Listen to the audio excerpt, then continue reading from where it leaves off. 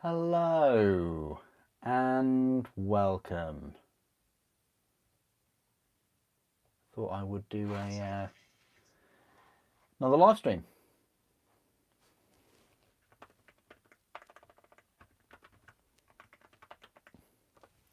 I'm currently building the Neurolictor. So what we'll do is I'll just finish the Neurolictor and then I'll move on to the Deathleaper. I know it's the video is called Deathleaper build, but yeah, I'm going to finish the Neurolictor, show you that, and then we're going to move on to the Deathleaper. So in a way, kind of two complete builds. I didn't really ask for that to be. There we go. I just want to change the settings on here. There we go. And lower the brightness. Brilliant. Okay, we are set up. Hope you're all well. I'm just going to continue with this, I think. Yeah, odd that I'm doing a stream on a Monday. I don't normally do a stream on a Monday. Normally chill out after work and things. But I've got a bit of time, so thought we'd build and you know, bring you guys along with me.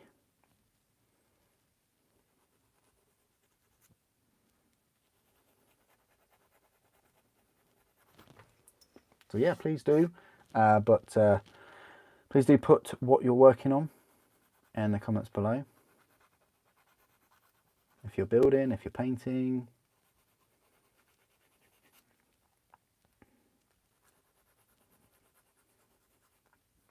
I think there's a bit of a Space Marine preview today for the upcoming rules for them.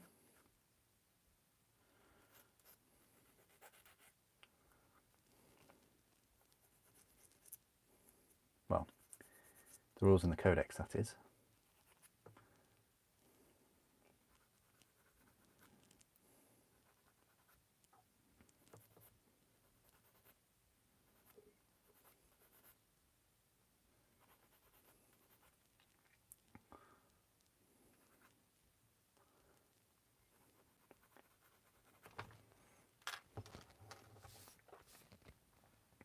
Nice one, Stig, nice one.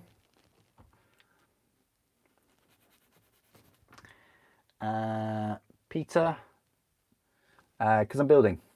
You've got to build the models before you paint them. Hey Dean, how are you doing?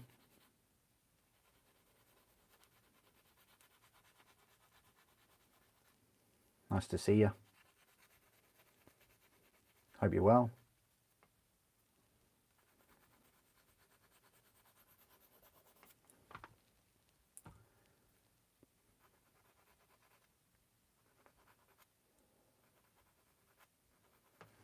Hey Kriegsman, how you doing?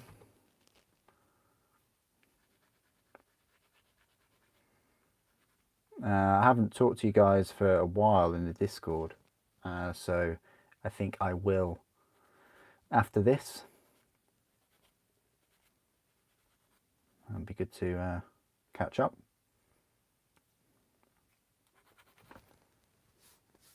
Oh, thanks, Dean. Yeah, the Tyranids are coming along. I think the Gene Stealers and the Termagants will be on their way soon, because I sort of left them out. Truth be told, I could have left out the Hormagaunts and probably the Biovore. They all seem to be quite popular, you know. Yeah.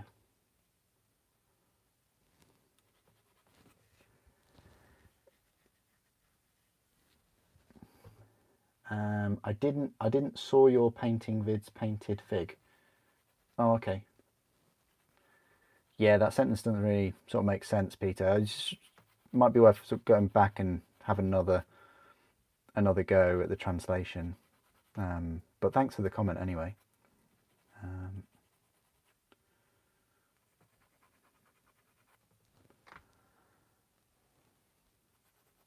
Yeah, please do put down what you're working on today.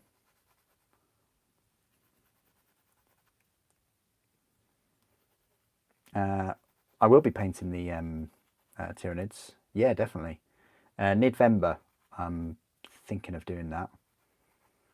The thing is, though, Games Workshop they've announced the 2 nights, haven't they?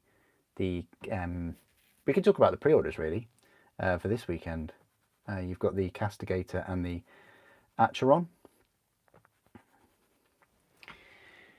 I'll be picking up one of each, so yeah, stay tuned to the channel for them. I'll be comparing them to the resin kits. I haven't finished the Lancer yet. Almost finished, just got the weapons to do. Kind of started that on a live stream, didn't I? Gene Stealer's going to sell out. Really, Dean? Oh, I hope not.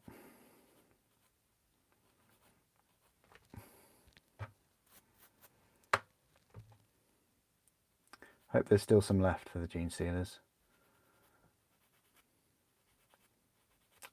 What do you think has been the most popular in this Tyranid release, by the way?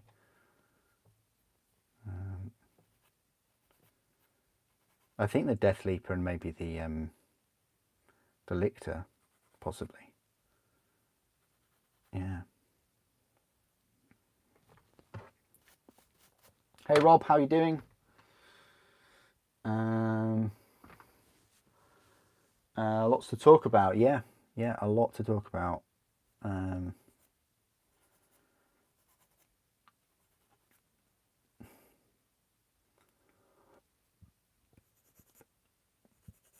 It's going to be quite a frantic next 3 months up to Christmas. I don't know whether Fulgrim will be released before Christmas. I think he will, but yeah, very busy, which is good because there's not that many video games coming out and things, so I can chill out a little bit with that. However, did anyone see the Resident Evil 4 remake DLC trailer? That's coming out in 2 days' time. Really looking forward to that. I'll be getting that and I'll be live streaming that. So come, is it Thursday it's out? No, it'll be, is it the 18th today? Yeah, it is. Okay. So that is Thursday. So Thursday it will be coming out. So that's what I'm going to do Thursday evening.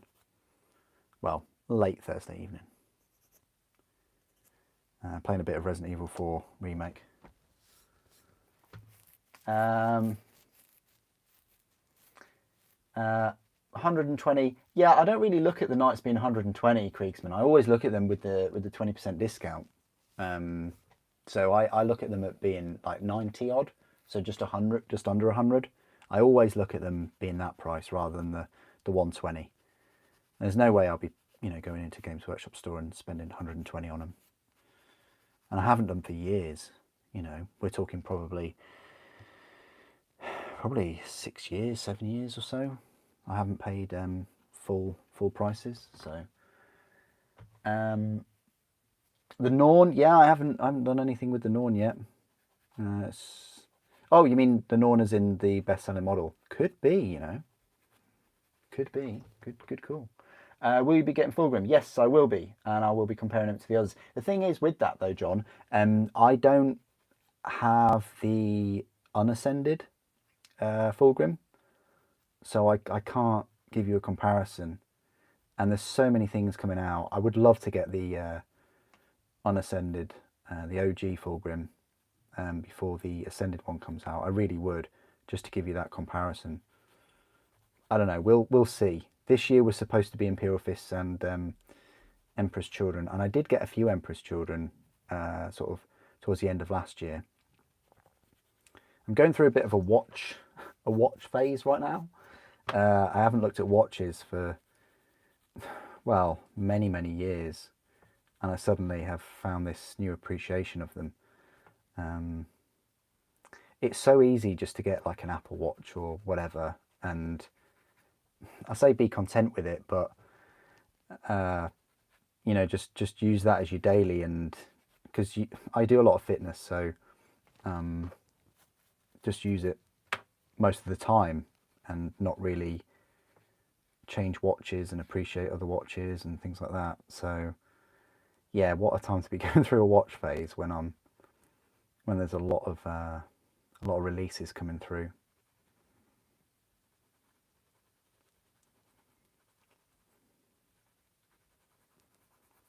Space Marines, I don't know. I mean, I think they'll do what they've done with Tyranids and just release all the Space Marines in one go. And if they do that, you know, I might pick up like a box of Terminators and maybe the Chaplain or the Assault Jump Pack troops, and then stagger the purchases. So they will appear on the channel. I've got so many minis and things to unbox and review at the moment. But... Hello Lynx, good to see you again. How you doing? You'd love to know when they plan to release the models such as the Neuro Tyrant. Yeah, good call, Rob. Yeah, good call. That would be good to have that separate. Have you picked up any of these, like any of the recent NID releases?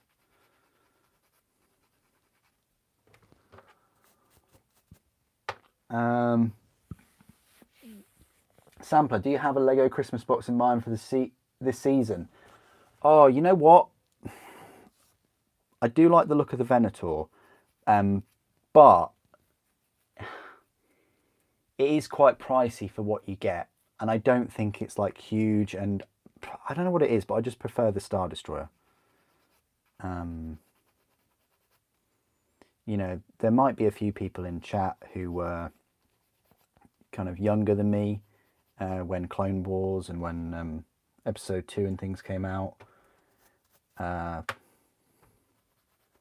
But for me as a kid, it was more the OG Star Wars trilogy, so that's probably why the Star Destroyer and the AT-AT and things kind of resonate more with me. I don't know, like, Venator is cool, but I'm still sort of swinging towards either the Lion Castle or the Titanic. I mean, Concorde looked good. There's definitely going to be a Lego set for this Christmas, though. Definitely.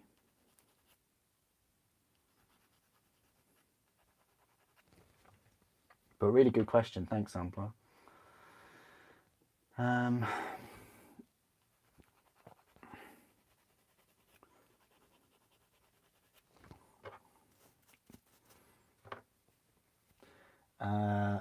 The Titanic is your favourite? Really? I haven't yet. A Norna simulator. I haven't built it yet. Oh, yeah. Okay.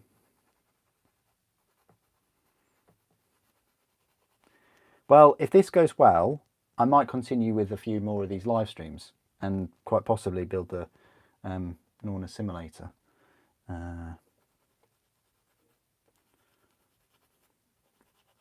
In a live stream.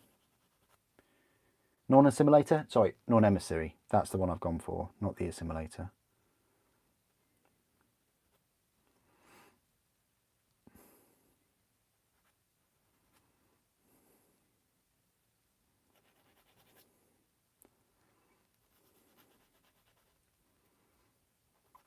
I hope I didn't sort of rub people up the wrong way on my Deathleaper unboxing. I mean, yeah, it's just the skirt thing I'm not really a big fan of, and it's just sort of that area. Everything else I really like. You know, I like the model. Don't get me wrong. Just because I'm not a fan of one aspect of it doesn't mean that I throw it in the hobby bin. You know, I like it. It's a great looking model. It's just particular aspect. And I could probably be nitpicky about many other models. You know, it's what I do. Very picky about models.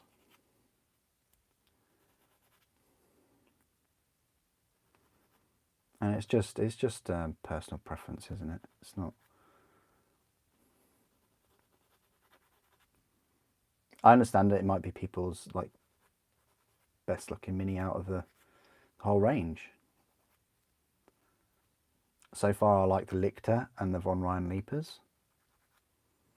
I like the direction they've gone for with the biovores, even though from a kind of biomechanical point of view, it doesn't make much sense having all that weight and that many legs on a heavy weapons platform. You know, you take out one leg, it's pretty much gone. It's you know, it does raise some questions, but yeah, I like the direction they've gone with it rather than what they had before.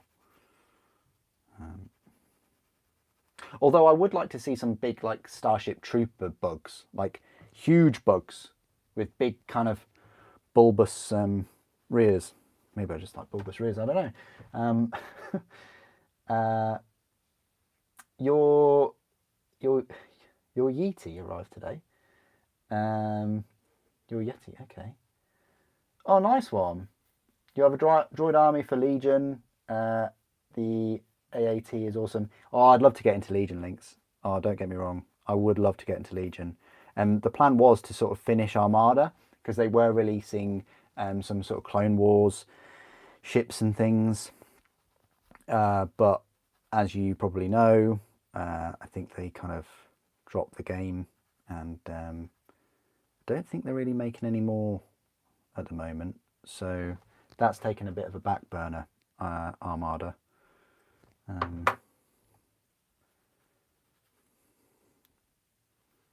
I'm still hoping for Battlefleet Gothic. You know, I'm still hoping. You know, they've revived Adeptus Titanicus and now Legion Imperialis, as well as Aeronautica. I'm still got my fingers crossed for Battlefleet Gothic. I think that would be so cool. You know, have some of the bigger ships built from Forge World and resin, but have the main kind of cruisers, and I just think it would be a really, really cool thing to do, to kind of, yeah, supplement Legiones Imperialis, and also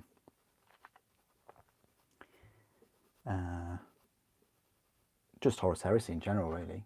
They could set it in Horus Heresy, but in a way it gives them kind of creative freedom for not only having Space Marine on Space Marine battles in space, but also some of the alien creatures without having to go too much into depth with what the aliens look like. You know, you could just say, oh, this kind of ship is from this race or whatever. I don't know. What do you guys think of about that? Yeah, that would be cool, Rob. Yeah.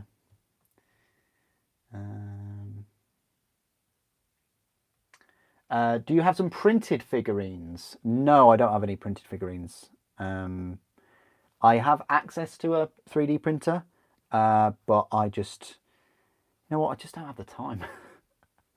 You know, I don't have the time to sort of set up a print or have one going while I'm working or something like that. And what would I do after spending all that sort of time and money and things? You know, I can't really like unbox it or review it. So all that time, you know, it's not going to be used on the channel. So,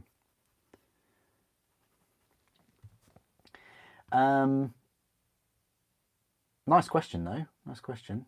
Maxim, how you doing? Good to see you on a Monday.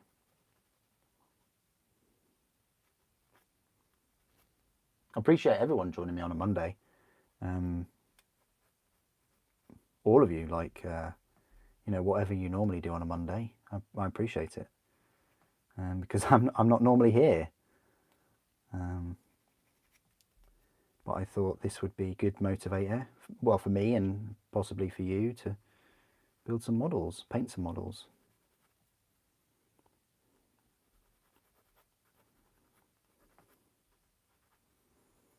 I've stopped painting the Titan just because I've run out of Nuln Oil. I honestly thought, I believed I had like four tubs of Nuln Oil, but I don't. That one tub was the only tub I had. So I need to go to my local a hobby shop down the road to get some.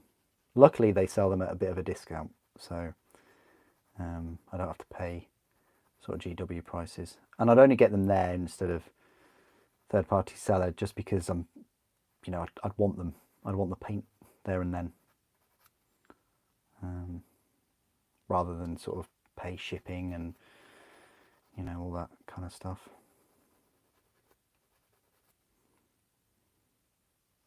And if I'm going that way anyway, yeah, it's not really an extra journey. It's sort of on the way.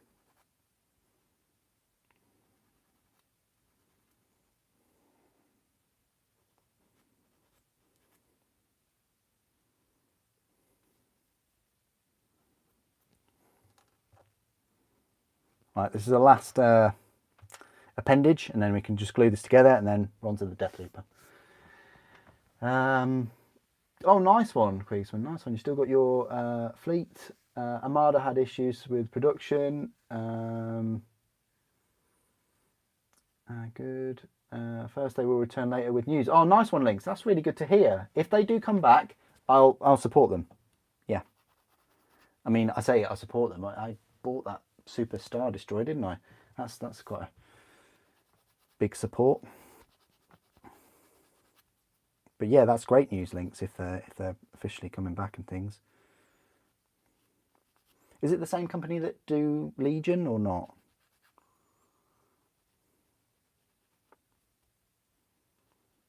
I don't know. Which Primarch do you like the most? That's a really good question, Peter. Thank you for that. Ooh. In terms of a model, oh wow, that is a really good question. In terms of a model, I do like Sanguinius, not on his own, but with the demon base. I do very much like that mini. Horus Ascended is pretty nice too, although I'm not the biggest fan of the base just covered in skulls. And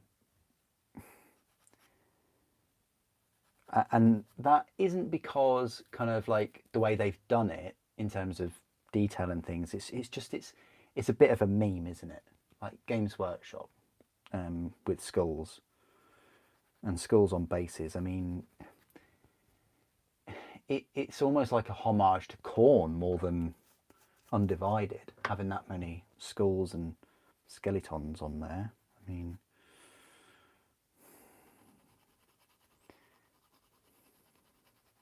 but what could you have put on there instead? I mean, I like that he's on the battlefield and he's sort of striding forwards and he's part of it, but part of me sort of thinks it would have been better to have the bases on the Vengeful Spirit, so that you could maybe link it with Sanguinius Descended, I don't know, or the Emperor model. Who knows? But yeah, it just is a bit odd where that is, and you know why he's like that. I kind of get it, but because they did needed a Horus Ascended model. It's almost like they looked at the trailer a bit too much though. They were like, oh well, we've got to get a model out for, you know, that looks similar to this trailer.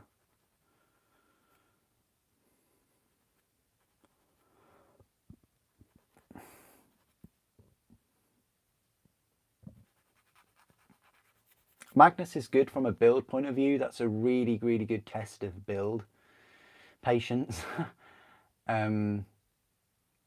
It's odd because each Primarch has their own sort of quirk. I've probably said this many times.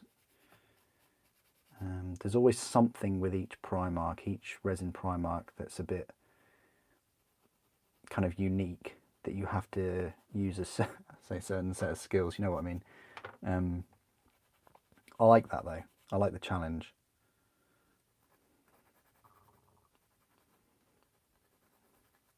For Halloween, so only next month, before we get into Nidvember, where I'll be painting all of these Nids, I want to cover Death Guard. You know, throughout September, we're not that far from the end of September. I think we'll have a lot of, you know, Tyranid reviews and Seraphon reviews still, and Knights as well. I don't know whether I can squeeze in sort of 2 weeks worth of Dark Angels. I think I probably could a little bit into October, have some Dark Angels, and then we'll go for some unboxings of Death Guard. I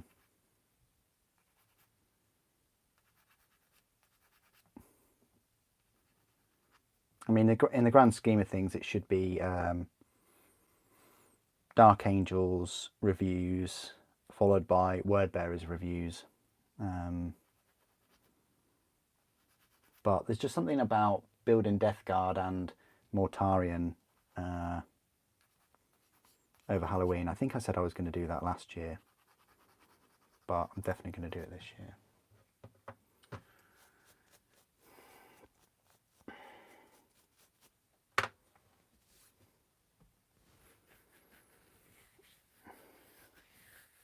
Atomic Games brought both Legion and Armada from Final Flight Games, Fantasy Flight Games.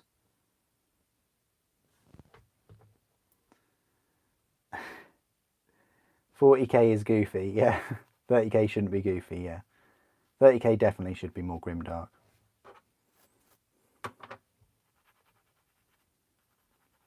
But then again, 40k should really be grimdark. I think it's the colours they use for 40k. I think that's, you know, kind of lighter, cartoonier colours.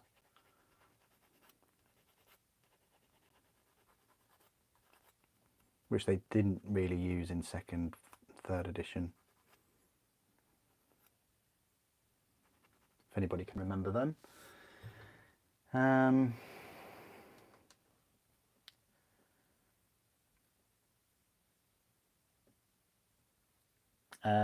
Do you make your own terrain, and if so, would you consider making some terrain building videos? There's a lot of people on YouTube, Rob, that make terrain. I'd love to. If I had a load of sort of terrain parts and extra kits and things sent to me, I'd love to just create my own sort of Siege of Terror, and because I think I'd really enjoy building all of that. And get the size and scale right. I have built some terrain. If you've noticed, they'll be releasing some made to order terrain, so it's your chance to get a bastion. I never pulled the pigger. I never pulled the trigger on a bastion, so I might this time. But it is made to order, so you just know these things are going to be like 50 quid or whatever. Made to order terrain. Oof. It'll still say China on it. I know. I read a comment in Discord saying it'd be interesting to see where they are made, and they will. You just know that they will be.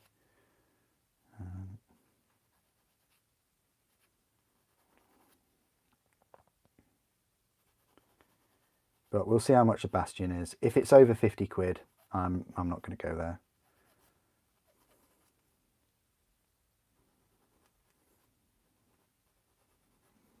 But out of everything, that's got me the most excited. The Wall of Martyrs is pretty good. Do they do the Aquila Strongpoint? I don't think they've got that in their arsenal. Have I got an Aquila Strongpoint? I have, haven't I? No, I've got a Fortress of Redemption, but not an Aquila Strongpoint. That was released back in Apocalypse when I sort of first started the channel. I got that big Apocalypse box. It's almost 10 years ago, I think. Wow. Long time.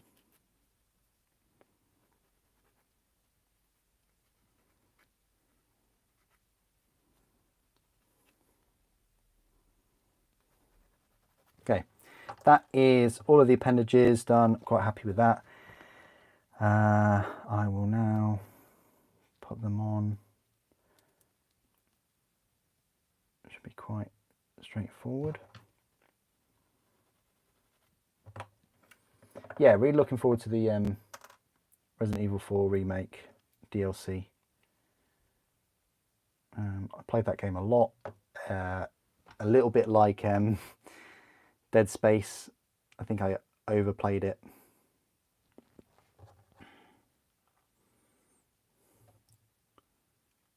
So it would be nice to get back into it. And Resident Evil 4, you know what? Resident Evil 4 is a really good game to play sort of over October.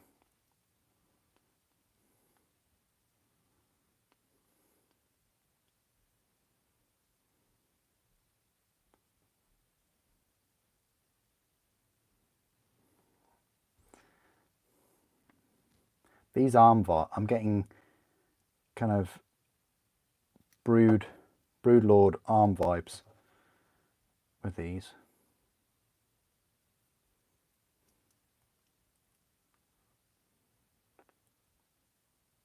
Nice.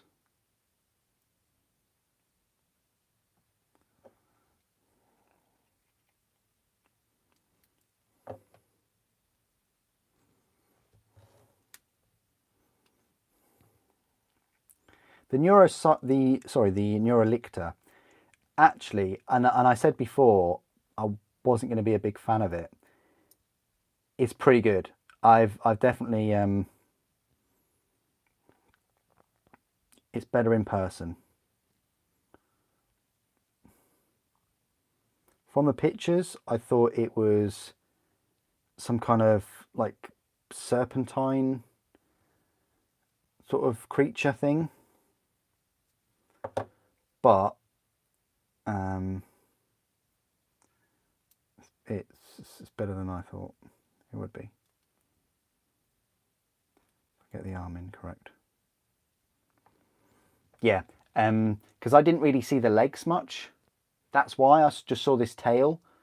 And on here, if you look at the painting, look, the tail looks really quite bright.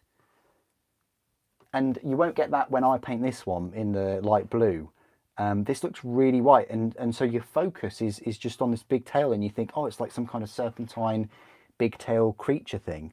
But it's not. It has legs, and it is a lictor. It's just the way that they painted it kind of takes away your focus. Now I think this goes on the back of its head like that, which is again weird, but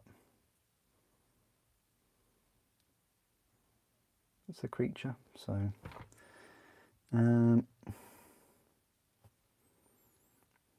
it's got a tail on its head.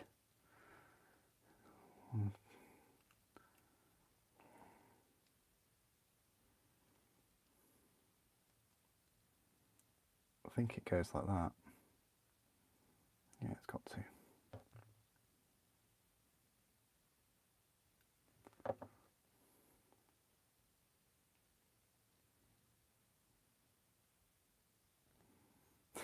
So strange. And this tail just sort of attaches in there, I think. Oh, that's going to be a nasty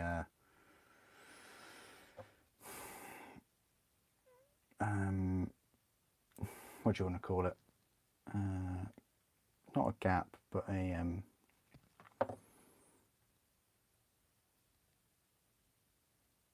seam.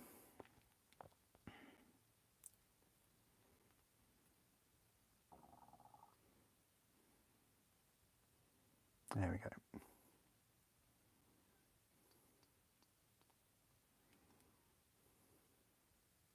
I think this would be lovely to paint, don't get me wrong.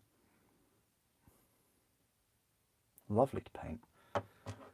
Anyway, we're on to the Deathleaper in a sec. Let me just read some more.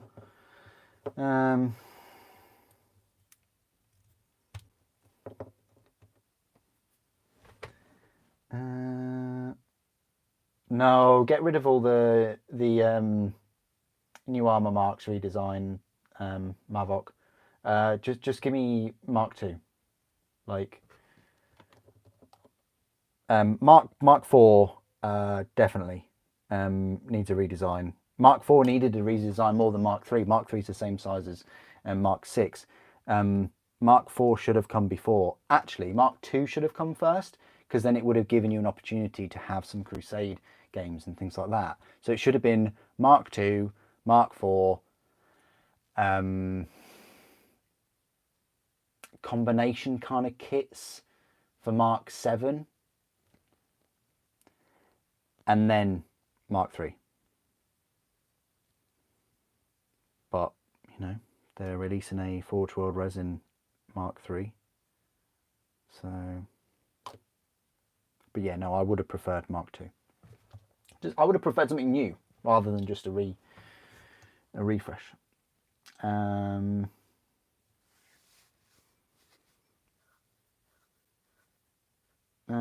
You got a bunch of Hachette scenery kits to make.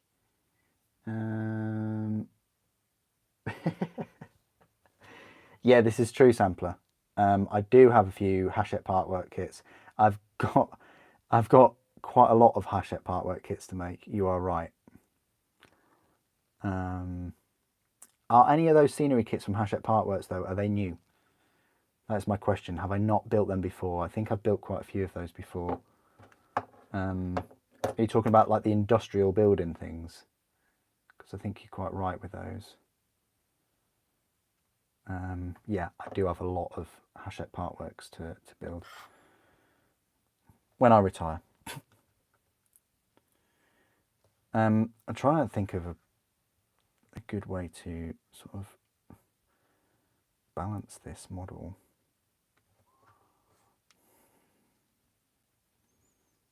I think we're just going to have to go there for the middle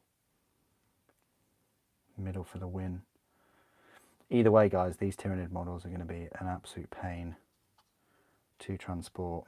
I mean, you're probably used to it anyway if you are a Tyranid collector.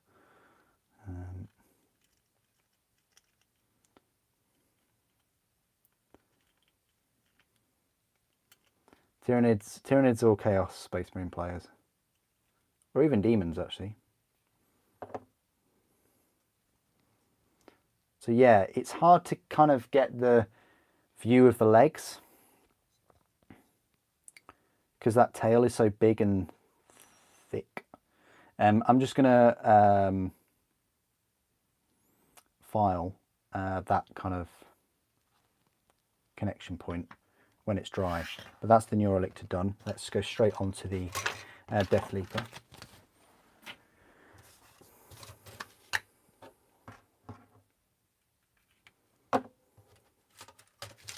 And they want you to build a skirt type thing first.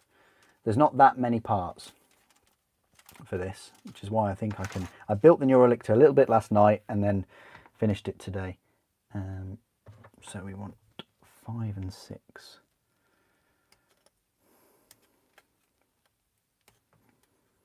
5, 6.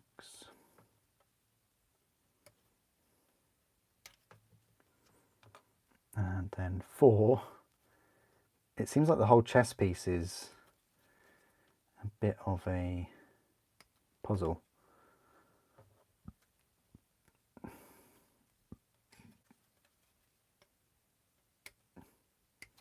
So you've got 1, and it's flanked by 3 and 2. 3 and 2.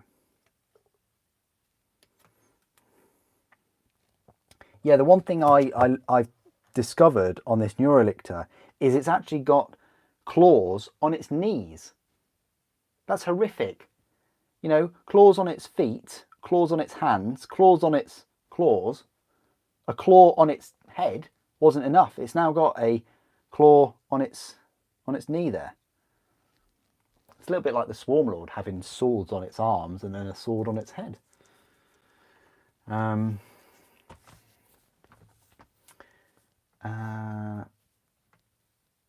Oh, sorry, there's quite a few questions here now.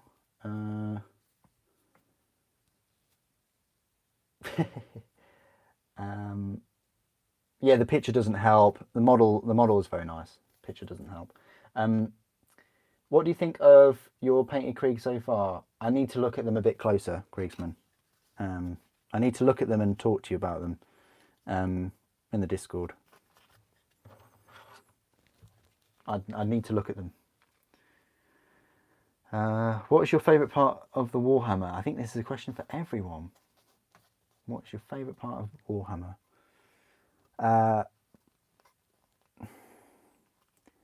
The lore. Like, if I had to pick one aspect, it would be the lore. I mean, it's just incredible. The lore motivates me massively to build. So, I mean, build is very close second, but I read a lot of Warhammer as well. So, you wouldn't read a lot of Warhammer if you didn't have a love for the lore. And I think it's great when you're reading novels about Primarchs and Space Marines and things, and then you're building them. I think it really helps.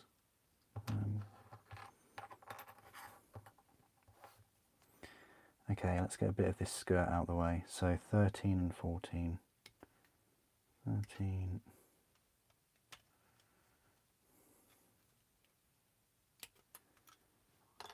And 14. Put 14 on a completely different sprue. So that's 13, 14. And then any, yeah, this leg, number 8. Lots of claws and hooves and things on this leg.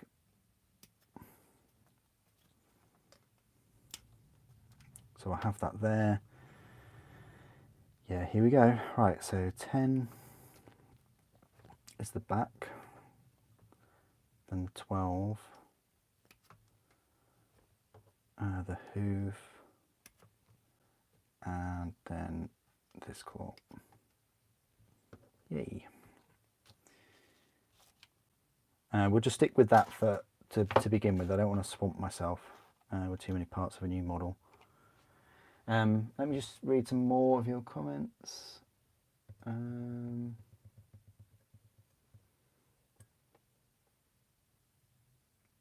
think I should do a Primarch tier list? Here we go. That's the first question for me to do a tier list. Yeah, here we go. Just going to start some tier lists from now on. I could do what... the thing is, there's not... They've stopped kind of making the... producing the Primarch novels, which is just stupid, in my opinion. It's a complete, you know, faux pas business decision not to have Primarch novels when you're selling Primarchs. And there's a big push on Horus Heresy, or there will be in the next couple of months. Yeah. But anyway, I wish that there were the Primarch novels out and about that you could just go into a shop and buy. Because then that would, yeah, probably push me to make a Primarch tier list in terms of lore. And I think that would be more of an interesting and probably controversial video than the model side.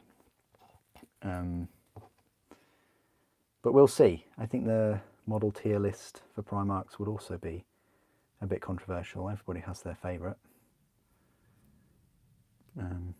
Even the Emperor, right?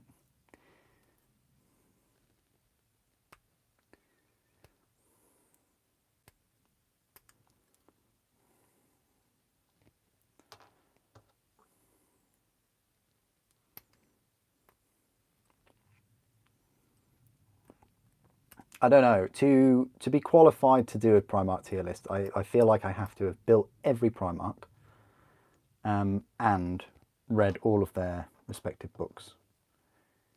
and yeah, I'm nowhere near that.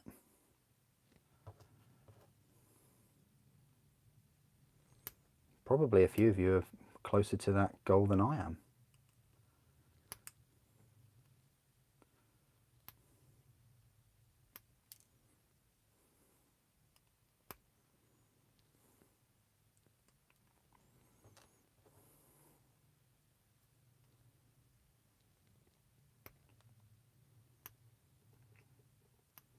I might just change my blade in a moment.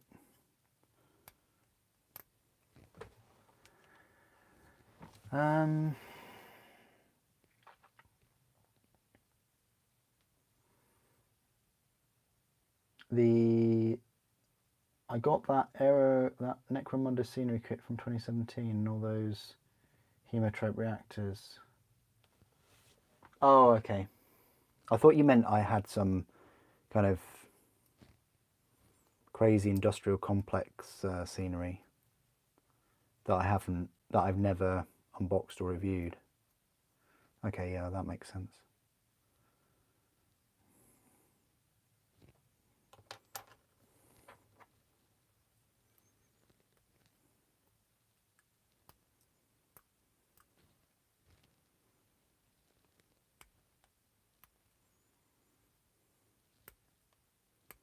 We're going all night with this one. We're going to complete the Deathleaper. So we're going to go from start to finish with this one. So buckle up and enjoy the questions and my unfiltered answers.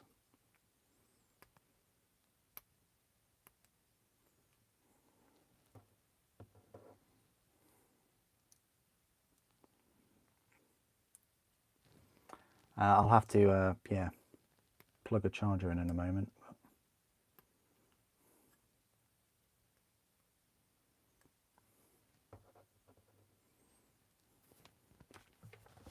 I won't be live streaming tomorrow, and Wednesday I will try. I've got an appointment Wednesday evening, but I will try. And if it's going to be anything, it'll probably be the Biovore, you know.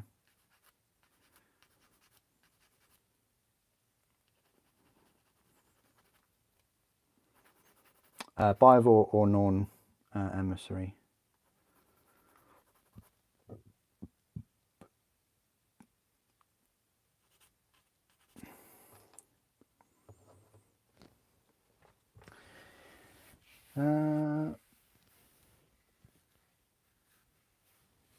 Oh, you're welcome, Black. Thank you for your kind comment. I appreciate that.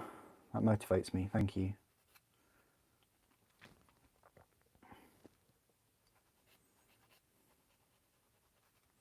Yeah, we're not that far from 4,000 videos.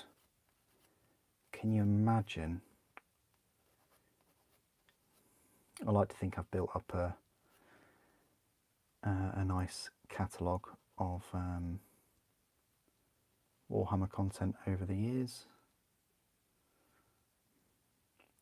especially over the last 3 years when I've just done daily content.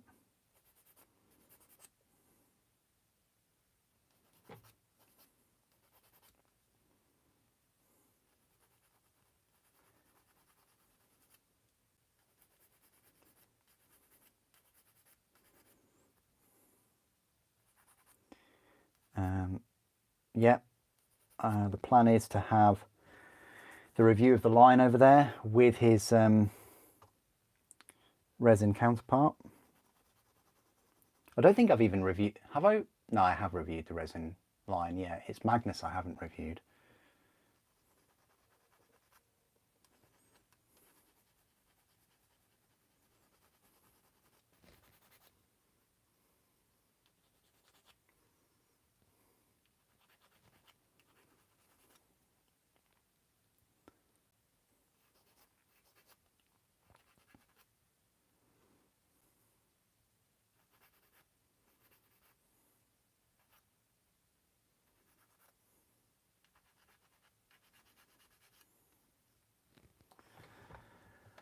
I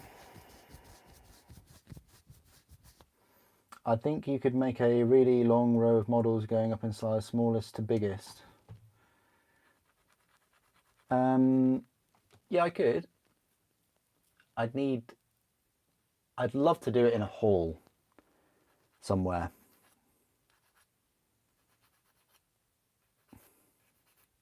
How many models would it include though? And is it just over Warhammer, or is it over 40k or Horus Heresy? Over all game systems? They are popular though. Definitely on YouTube you get the kind of spaceship size comparison videos, don't you, with sort of Star Wars ships and Star Trek ships, and even some 40k. Well, throughout the different sci-fi fiction out there. Sorry, science fiction, not sci-fi fiction. Yeah.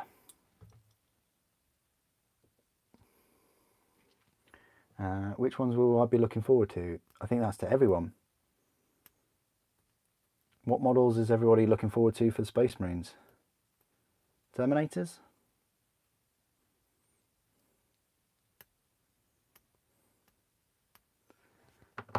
I'm looking forward to that Silent Dreadnought. Oh, wait.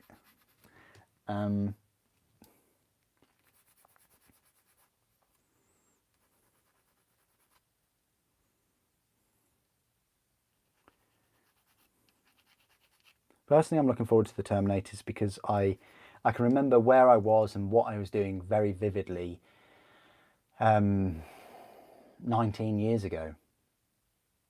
It seems like a long time, but yeah, I picked up 2 boxes of Terminators, and I think this was just before they brought out the close combat plastic ones. And I built them, I sprayed them quite quick, and then I painted them quite quick. You know, if I really enjoy a model, because I'll paint it quick. Knights was a good one that I built quite quick and then painted quickly. The Scouts.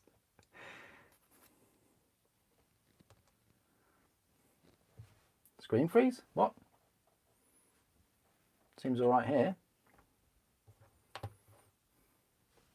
Yeah, no worries, Rob. See you later.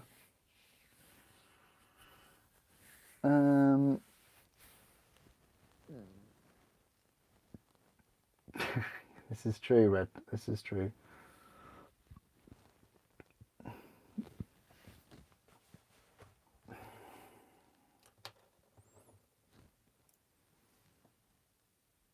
It doesn't look like there's a screen freeze.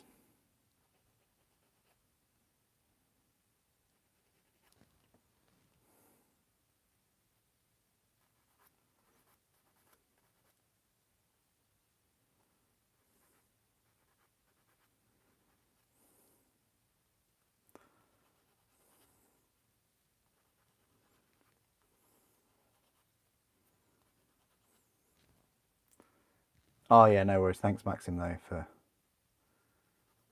keeping me on the ball there.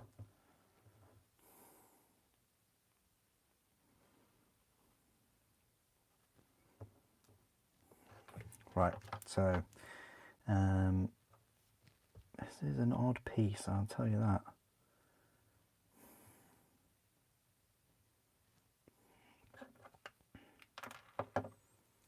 The kind of claws in the chest piece, maybe.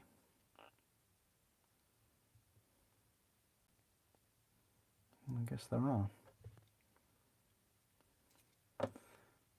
When the Deathleaper wants a hug, it really does want a hug. A bit like the Dimachieron. Except the Dimachieron will probably eat you.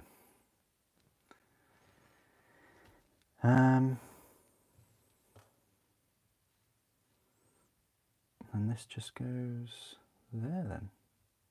Take it. I might go get the Dimachieron. It's close by. I should have had it for the last stream, really.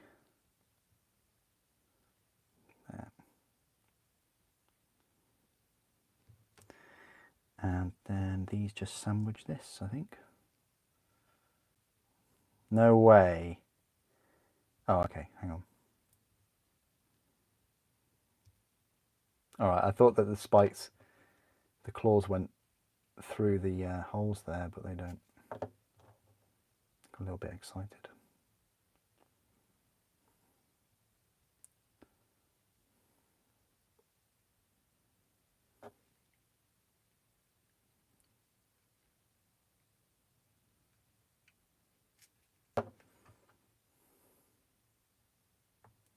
Oh,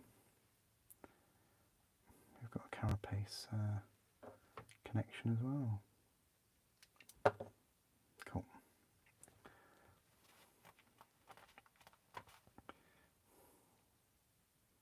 Brilliant. That's that.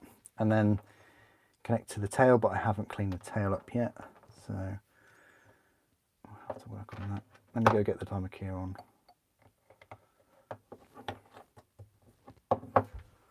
I'm not using the sign because I'm just stepping away for a second.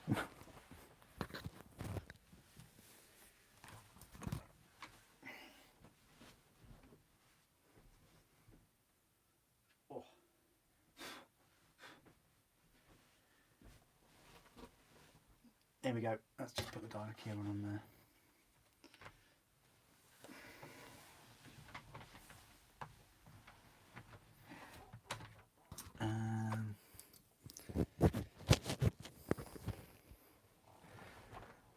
Which Primarch would you like to party with? Oh, that's a really good question. Clearly not Dawn. Khan would be quite cool. He'd have some cool dance moves, wouldn't he? Sanguinius. I think Sanguinius would be a really nice chap.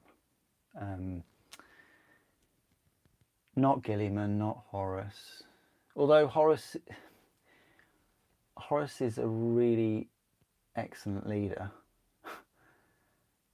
if you know what I mean. Not Lorgar, not the Lion or Liam and Russ. It'd be probably Sanguinius, Fulgrim, Khan. Those really. I spared the expense. Yes, I did spare the expense today. I've got a new Tyranid release as well. Just from Games Workshop, they sent me it. No one's seen this. It's a world exclusive. So we can have him. He's very dangerous. He's more dangerous than the Dimachieron. Fulgrim would throw a good party. Yeah. Fulgrim is the hostess with the mostest. Yeah.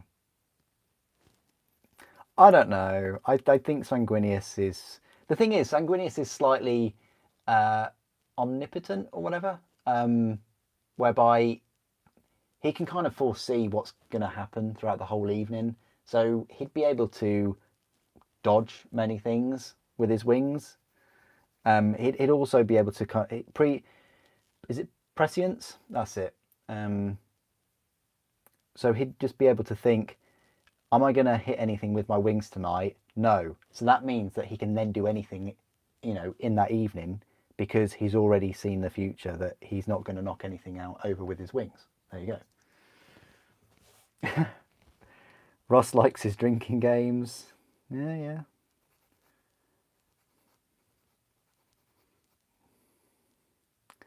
The Lion would have some fantastic food, I reckon. I reckon he'd have some, you know, exquisite meats.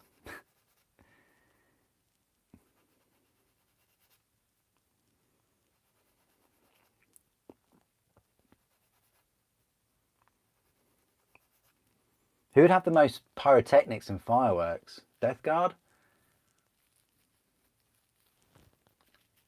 Oh, pyrotechnics, that'd be Magnus. It'd be Thousand Suns, wouldn't it? Yeah, Magnus would have the best kind of, yeah,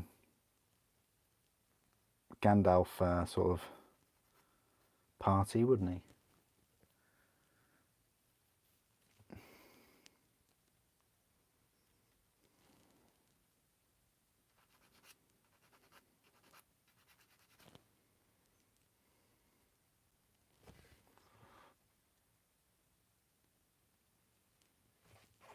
You have your doubt about Angel Boy's abilities.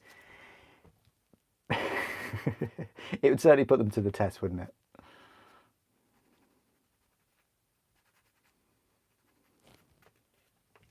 Oh, salamanders. Yeah, I totally forgot about Vulcan.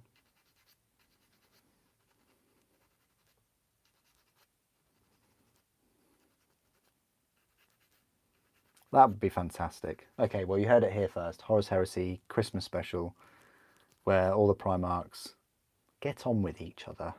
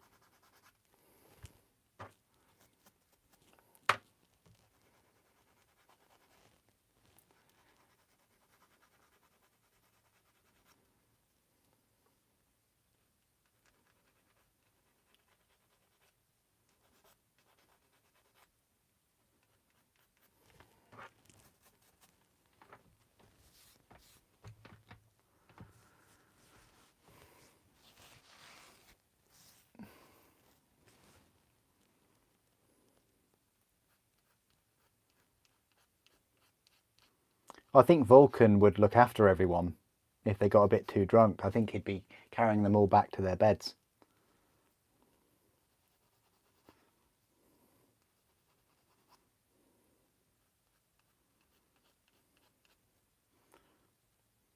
Especially the Eldar children.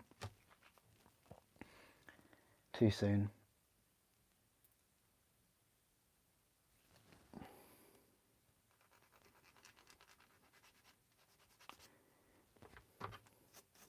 Yeah, I think you can never, something that I've learnt recently is you can never have too much Null Noil. You can always have too little Null Noil, but never have too much.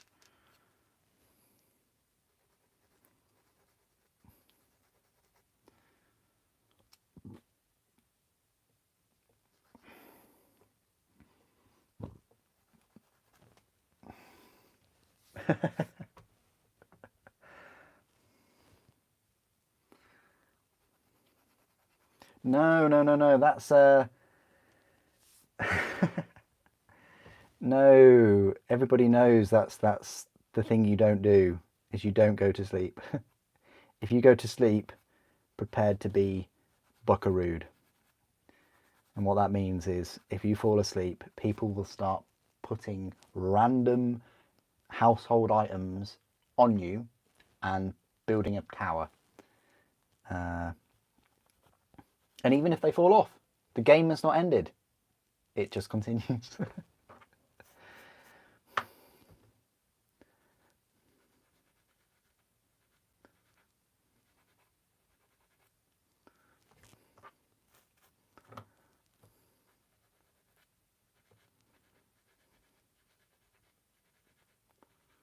So you become a human buckaroo. And then when you wake up, yes, that's when the game has ended. But the person that put the last item on you loses because they woke you up.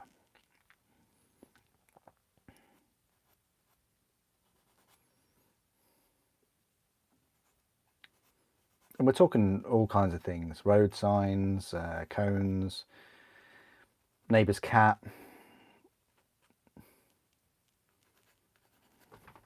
All right, let's put this tail on. So it kind of goes in here. So that, wait. Yeah, that way around. How does this?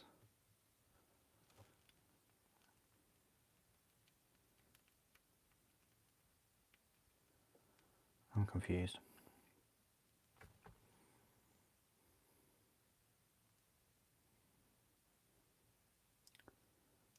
So I think it goes on.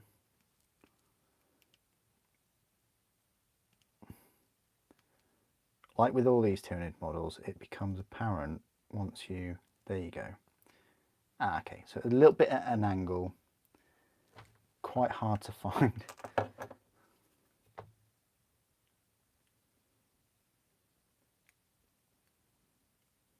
Come on guys, we got this. There you go, a little bit at an angle. Why did I squeeze that claw? A bit too much.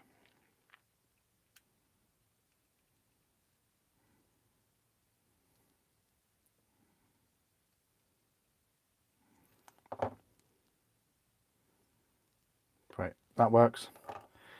We'll leave that be while we clean up this part of the skirt. We'll clean up the leg.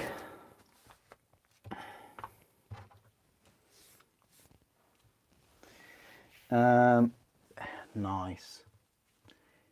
Hit the thumbs up, nice one, thank you. Does help the channel.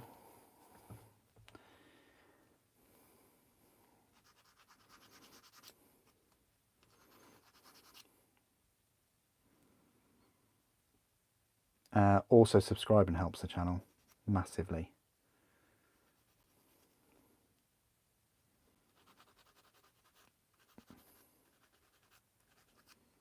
Yeah, both of those things do.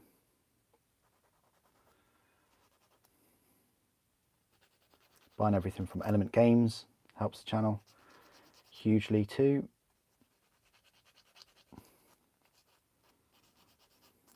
Because it allows me to pick up more items than I wouldn't normally pick up.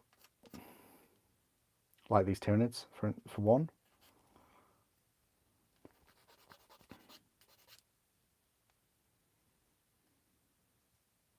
Even though I'm not a fan of the codex, still picked it up. It means I can review all of these minis and I've got their rules. It's really odd though having all their rules taken off the website. I was not expecting that. I was hoping that they'd stay on. Because think about it, just keep them on. Like, you've already uploaded them and you've already, you know, tweaked them and things. Just keep the rules on the website, on the app.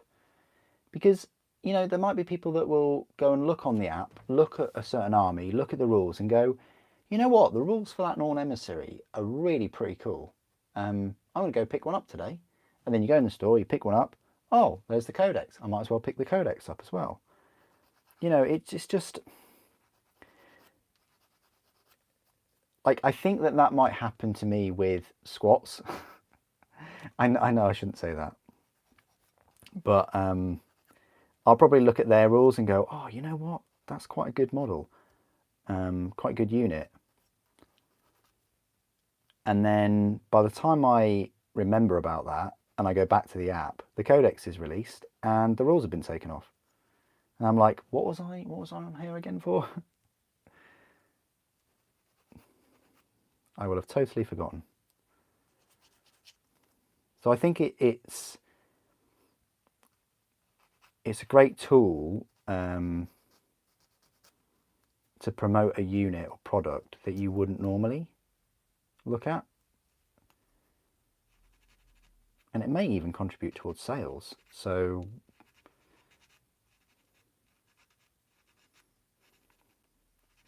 So you're removing something that contributes towards sales by, I say forcing, you know what I mean, by making it a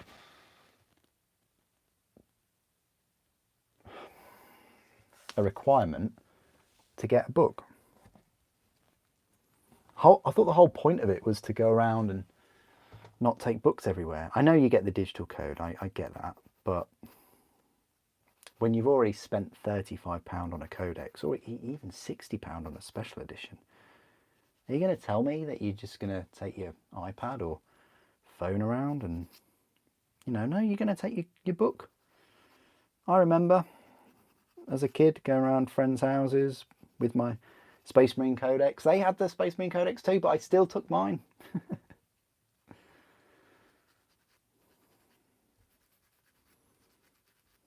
Still took my Space Marine Codex, still took my Assassin free Codex from the White Dwarf.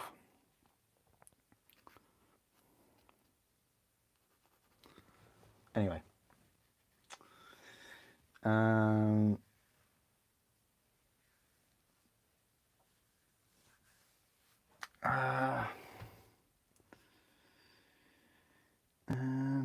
What is wrong with it, or for the review? What, for the Tyranid Codex? I'd say a lot of what I'm kind of talking about now in the first look.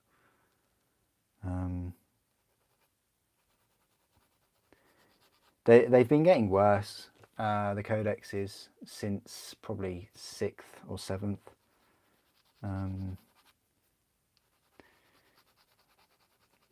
I never got 9th codex, but I did have 8th for Tyranids. I think that was my introduction, either 8th or 7th. I might have had both of those, you know. But anyway, it's just copy and paste everywhere, and you know, a lack of the things that made codexes really. You'd think they'd be getting better and better at them, but they're not. Just removing more and charging more, which we see in a lot of places right now.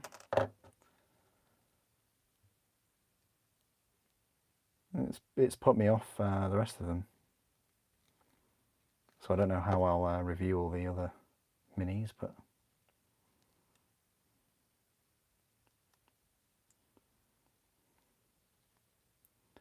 probably have to leave out the review, the rules section, most likely.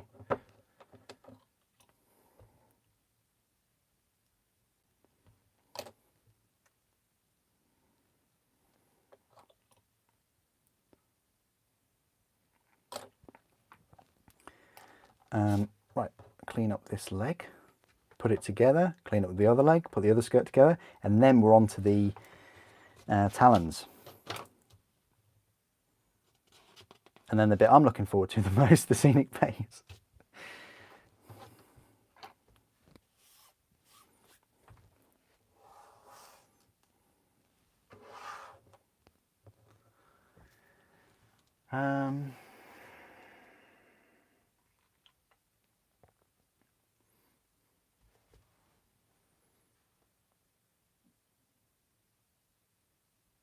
It's not just the reuse of art; it's the reuse of lots of things in the book as well. And for they're definitely pushing the cards, like no question about it. You've got your cards. You pay the same that you paid 30 years ago for a codex for the cards. But the cards are the same as in the codex, but without some of the rules that you still need the codex for. So you still need the codex,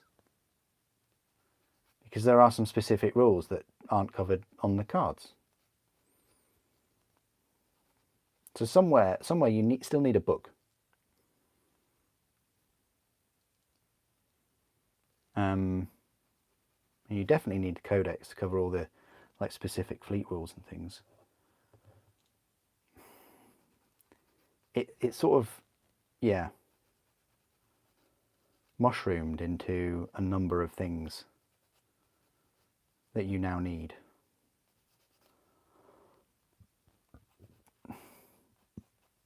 Where in my perfect world, it would be, here are all the rules for all of the armies. We'll update them when and if, because people are on our payroll and we pay them monthly anyway. So we'll get some of the people to do that anyway, you know, for balance reasons and new model reasons, things like that. And also we do a codex where you've got all of the rules in book form, and we've got an extensive painting tutorial in the book, and we've got loads and loads of more pictures of minis. We've got lots and lots of lore, you know, but you don't have to buy the codex. But if it's your only army, it would be cool if you got it.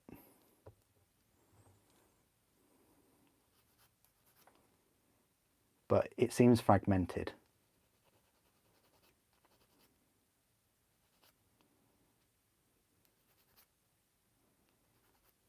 Whereas back in the day, there's your army, there's your codex, there's a rule book, go. Everything's just becoming fragmented. Even Horus Heresy with the, you know, this extra little book that they're doing with Fulgrim's rules in.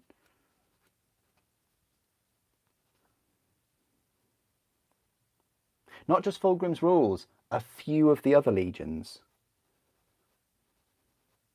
Not all the legions, but a few of them. Yeah, it's very disjointed.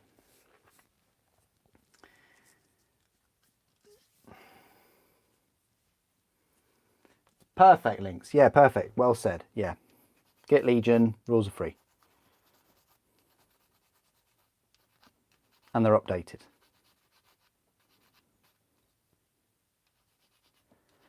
This is what I don't get sometimes with Games Workshop and sometimes Forge World, in that it's very obvious they've tried to look at what happens with the video game market and look at DLC and updates and packs and things, and they've tried in a physical kind of form.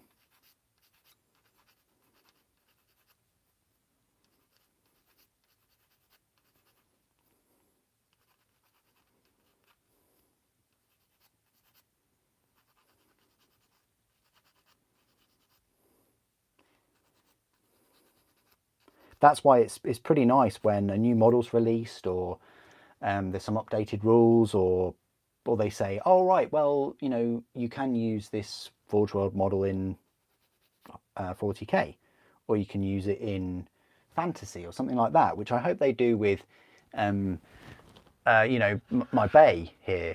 And to be fair to her, she did come on a square base.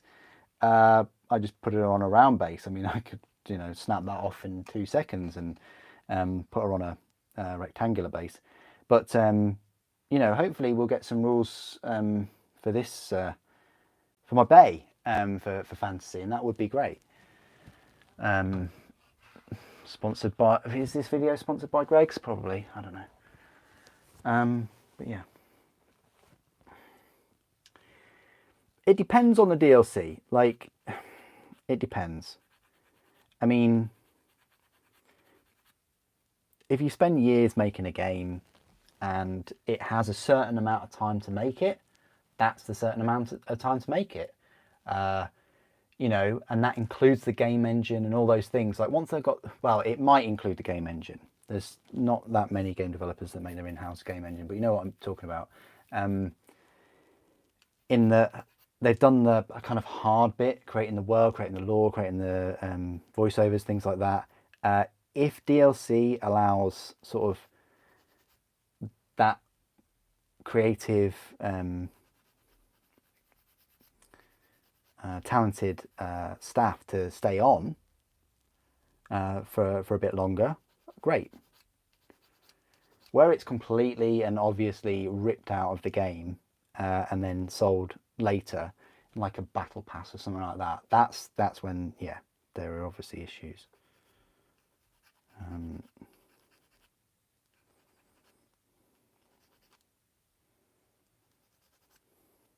It's a tricky one because like every game has like a bit of a life cycle. You know, usually get a game, you play it, you finish it, and then you might sell it, or you might go on to other things. There's that kind of time frame there, that sweet spot where, you know, what is the agreed length of time before you complete, you know, after you complete a game to then release content for it still to be sort of fresh. Personally, I think Resident Evil coming out kind of March time to now September, half a year, is too long. But I think it's fine. I think it's too long, but we're coming into autumn and things. That's still all right. Just, I think if it was shorter, yeah, there would be questions about cut content and, you know, like if it came out 2 months after the game released. But half a year, that's the question: is the game still fresh? You know, it's a single player game. Well, yeah, it is a single player. Have people played the Resident Evil 4 remake and then sold it by now? Will they buy it again just for the content? It's certainly an interesting topic. Definitely.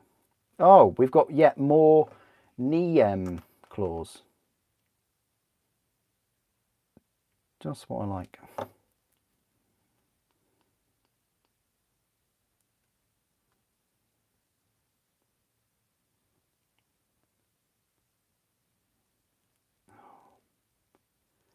That's the one thing about this Tyranid release. Knee claws.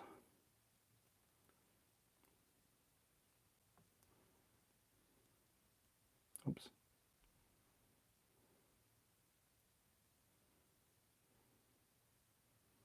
Wow, my fingers really just aren't working tonight. Is that the equivalent of me saying I've got a headache?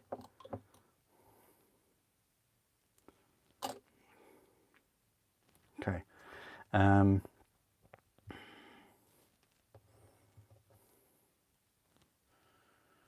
Well, we'll put this on, I guess.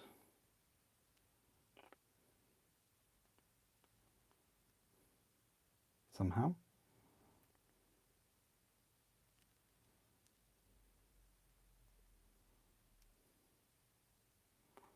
Wow.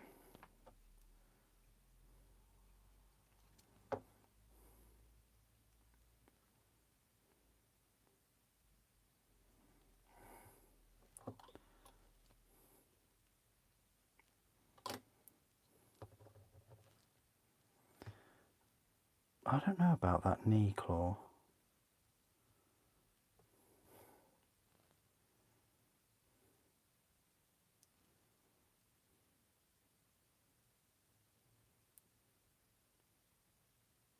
These seem odd.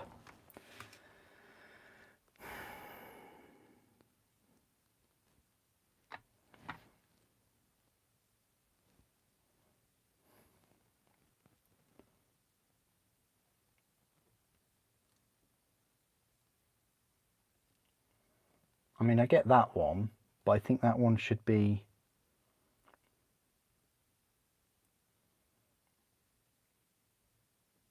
sort of at an angle.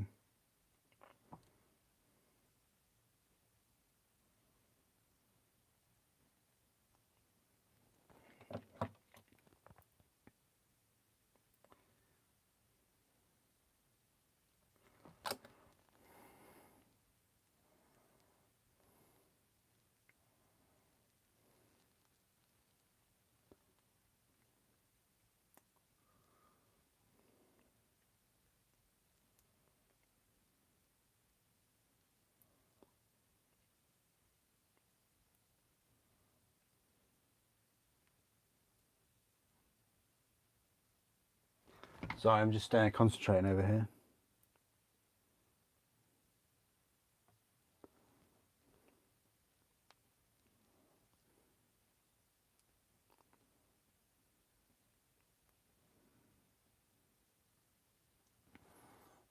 Yeah, I don't get this knee claw angle thing.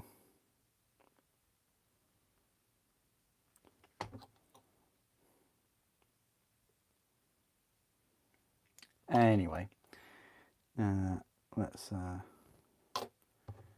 bet I won't have any issues with this side.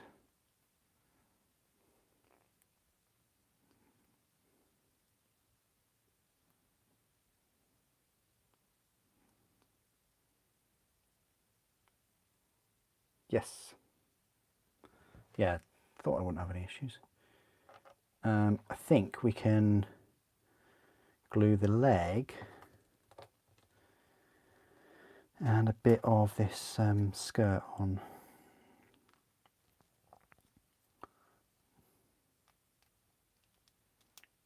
So, okay, that's quite straightforward, fine.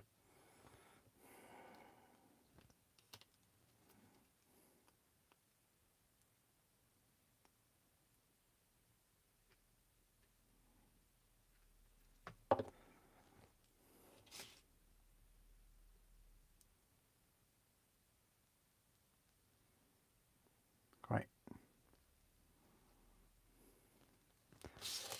At the same time though, they want this leg on there.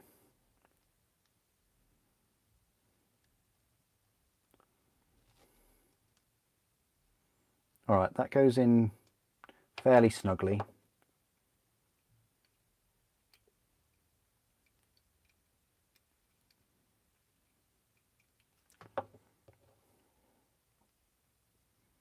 Yeah, that's all right.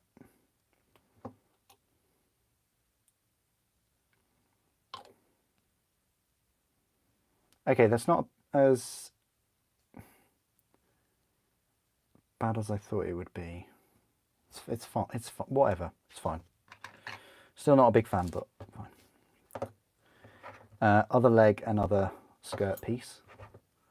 I will go grab a drink in a second. I'll just snip these pieces off. Then we've got the talons and the head and the scenic pace.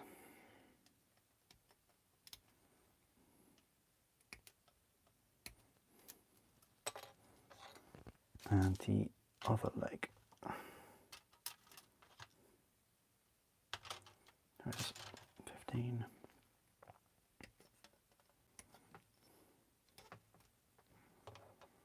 And 19.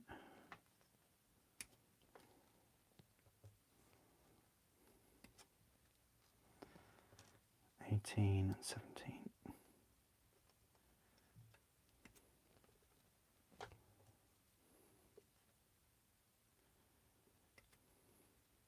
All right then.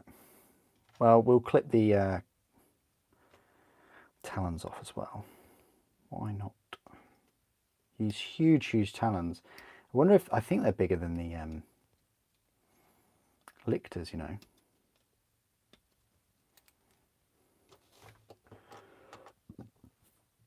There's so many extra claws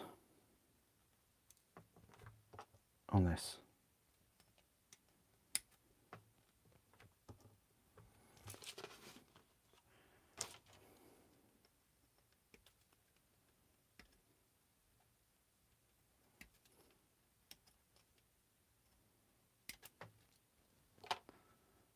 Uh, 27 and 25. Yeah, not many pieces left.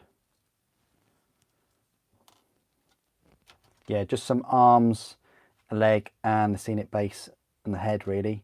Not many pieces at all. So this is the next stage.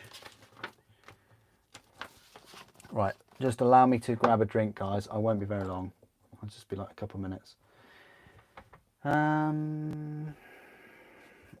This is true, Ed. This is true. Good to see you, by the way.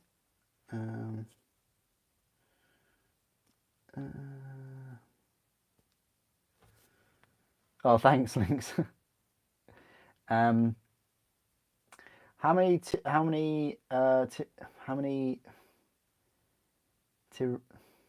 Tyranid models do you still have to build?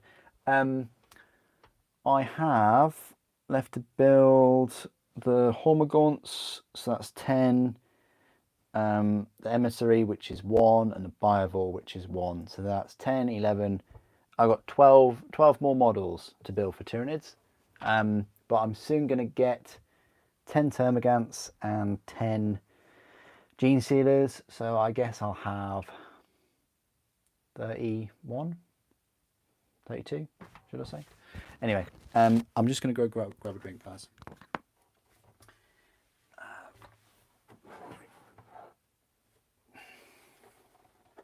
Spared no expense. Dun, dun, dun, dun.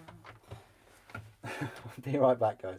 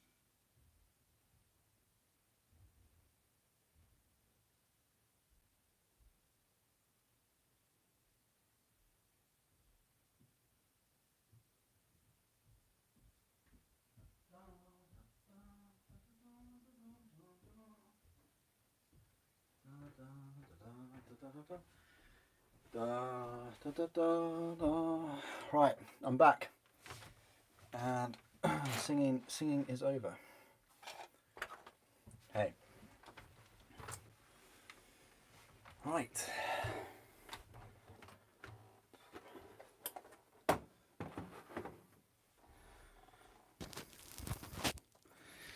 Let's get to it.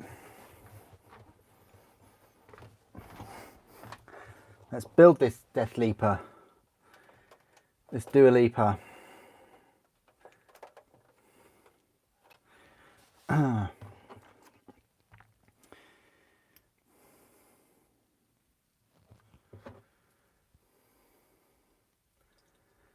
20 years,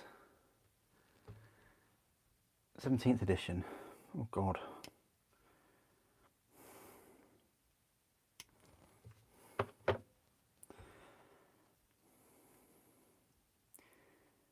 You are right though, every 3 years new edition. I don't know, they can only make Space Marines so big, can't they? Will Space Marines get to be the size of the McFarlane toys?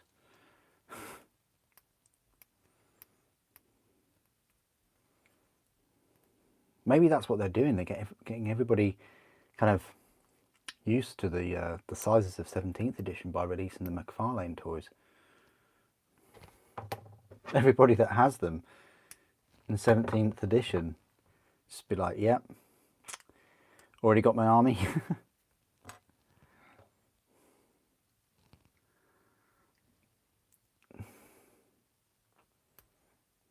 They do keep growing in size.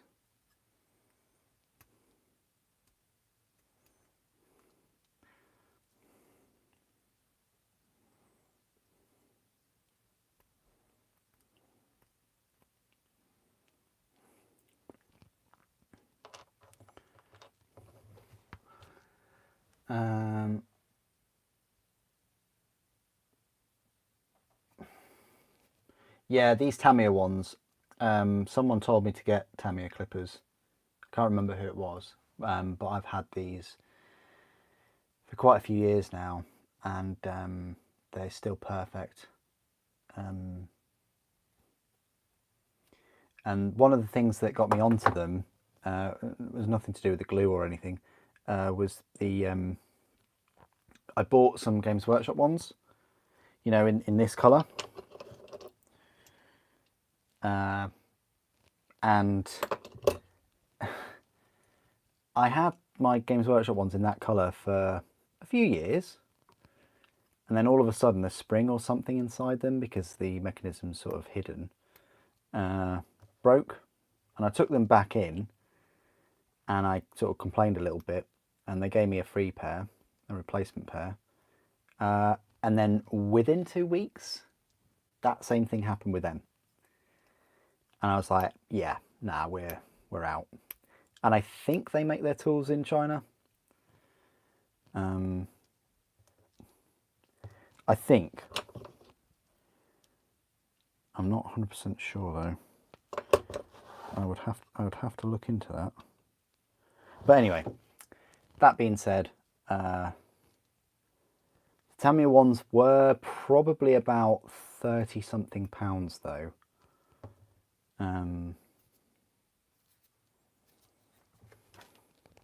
But they've been totally worth it, like completely. I wouldn't use them for resin at all. Like, I know you've got some resin models, Krieg and things, and Titans and stuff. Don't use them, please. Please, just do not use them. Clippers are not clippers. Like, these Tamiya ones, I think you can get some, what are they, God Hands or whatever, but they're primarily for like Gundam. Yeah, I've never used those Tamiyas for resin. I've always ever used them on Games Workshop plastic, and probably one of the reasons why they've lasted so long.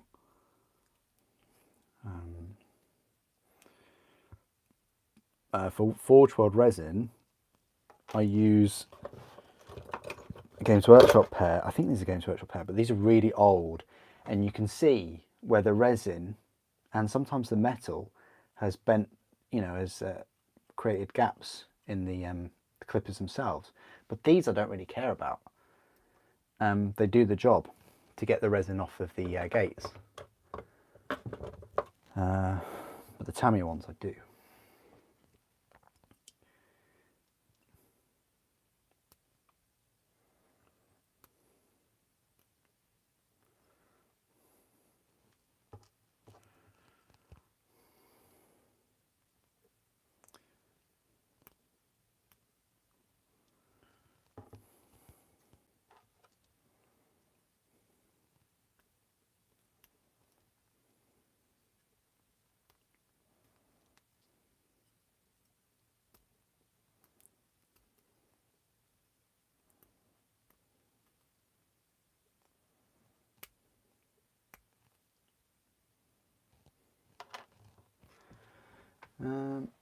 Thanks, Lynx. Thank you. I appreciate that.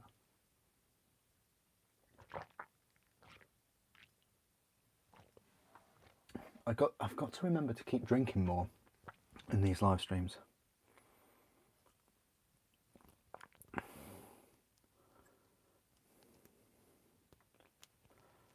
So underrated.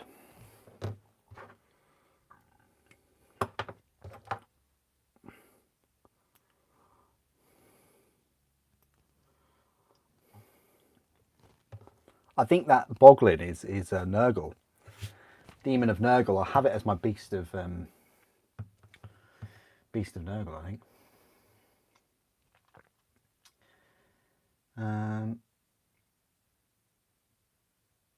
Yeah, Army Painter. I've never seen them, but I guess they're good.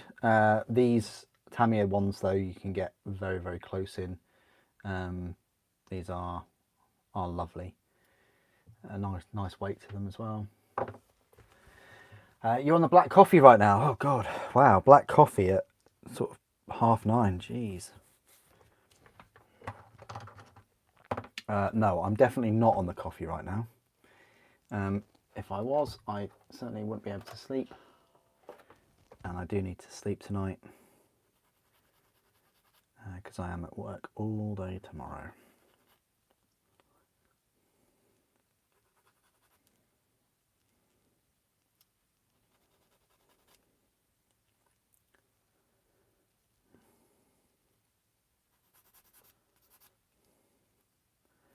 You'll be pleased to know I do have some time coming up for some Sundays throughout October. So yeah, seems like a good time to do some painting and on the Sundays. I'll try and just do painting on the Sunday rather than building. If I'm ever going to do any building, live stream building, I'll try and sort of keep that on a Saturday or other days of the week.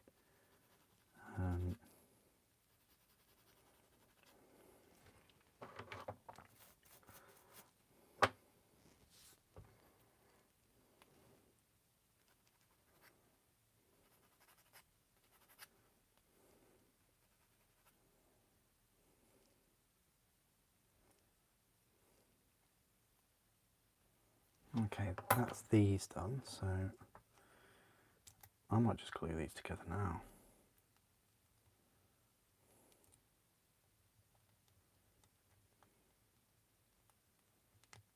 Yeah, they go together quite nicely.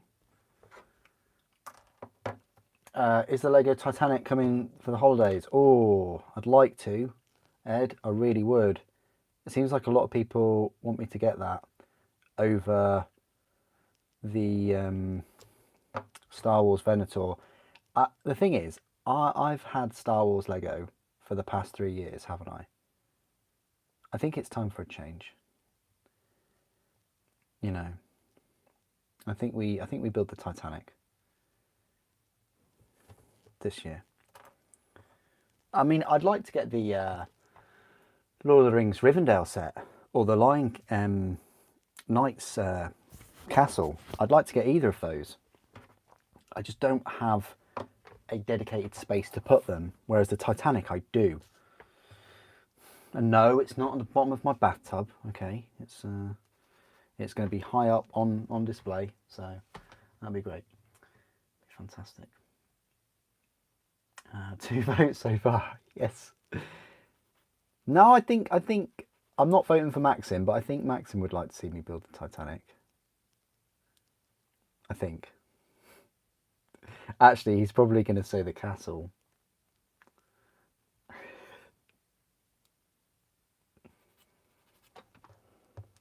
Yeah, he'd probably want to see the castle, actually.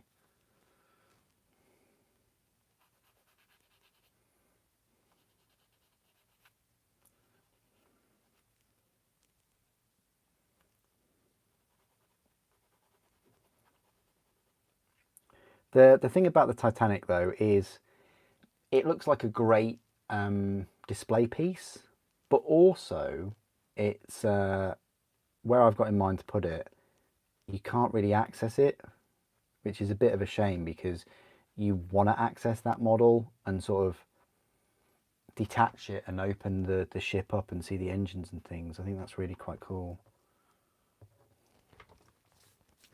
He is, yeah.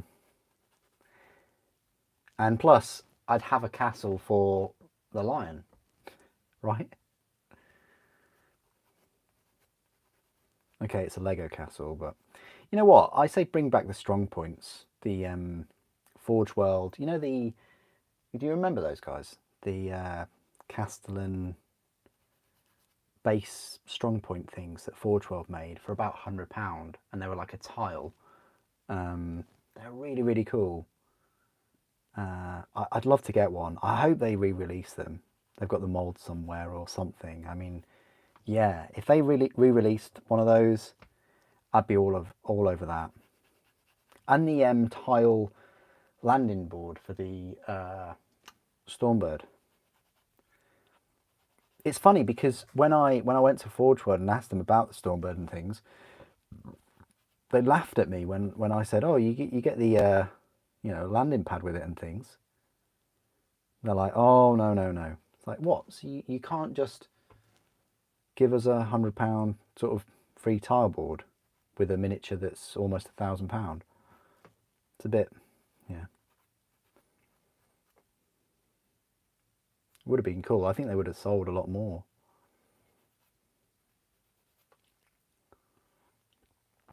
If they did do that.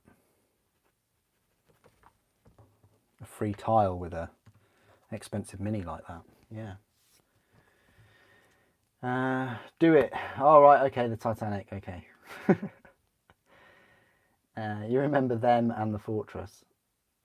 9,090 Titanic Lego pieces of joy.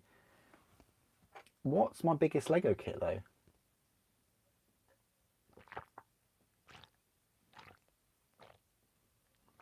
It will be that, won't it? Doesn't that have more than the Colosseum? Doesn't it go the world, the Titanic, Colosseum, Eiffel Tower? I can't remember. I know that the Eiffel Tower is the size of a small child. Well, so is a Titan really, isn't it? But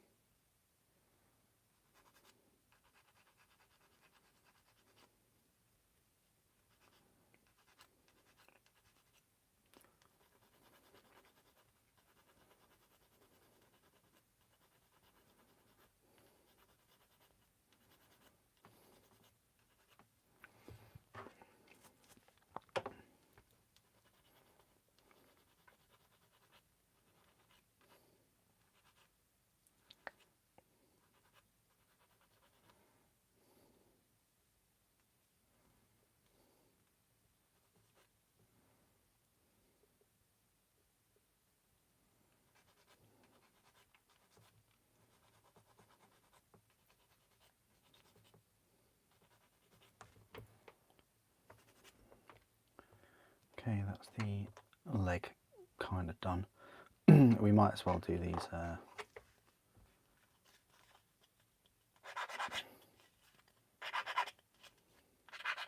talons.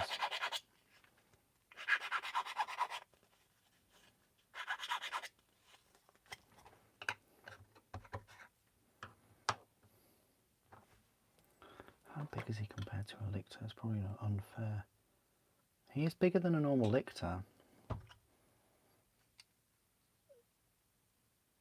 He's a bit bigger than the Neuro lictor too. Poor old lion, surrounded by these creepy crawlies. These bugs, just another bug hunt. 14 kilograms of love. That sounds like a song.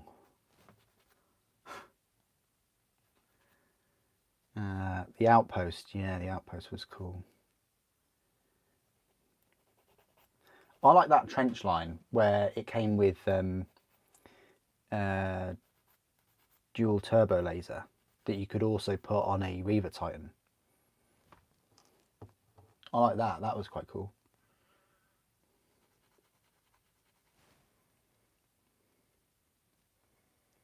The biggest Lego you got was the old pyramid from the Adventure series. Nice.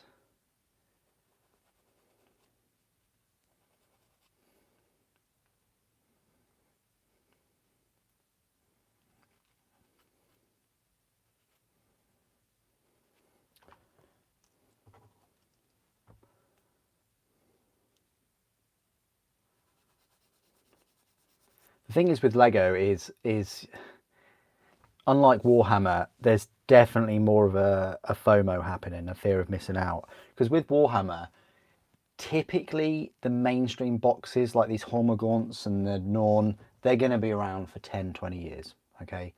But with Lego, like, you always, because they have the rotation and things, you always run the risk after about 3 years of a kit not being in build anymore.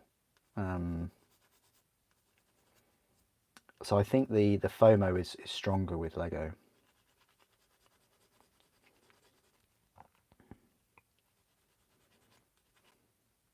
What's gone up in price more though? That's my question. Do you think Lego has?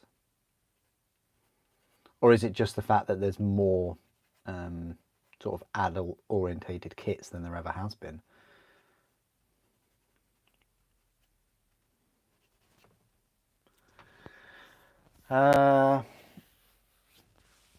Yeah, so it's got more kits than the Colosseum, okay. What about the Eiffel Tower though, Ed?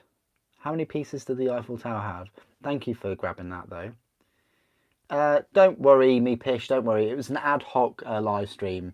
I'm not going to finish it in 10 minutes. I'm going to finish it. You finish when you're done, not when you finish. Anyway. Yeah, I'm going to finish when I'm done, I guess. Which means I'm going to complete the Deathleaper. So you've got until I finish the Deathleaper. So you've got a while. At least 6 more hours. No. It's almost 10 o'clock here, by the way. So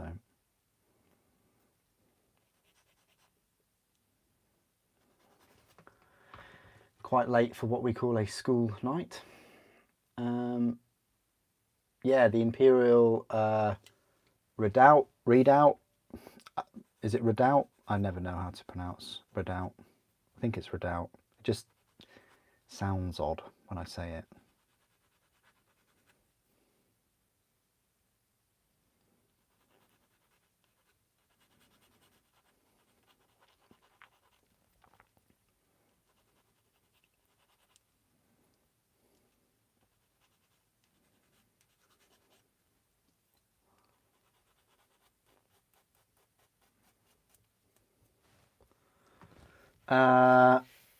Oh, Eiffel Tower.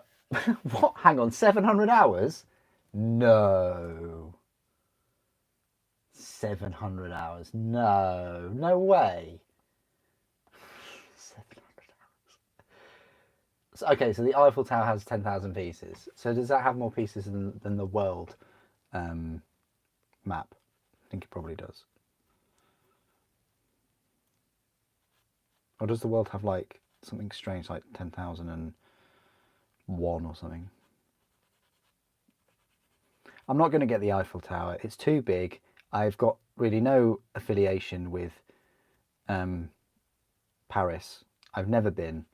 At the moment, I've got no plans really on going. I don't hear incredibly positive things about Paris either. So yeah, I'm just not that fussed.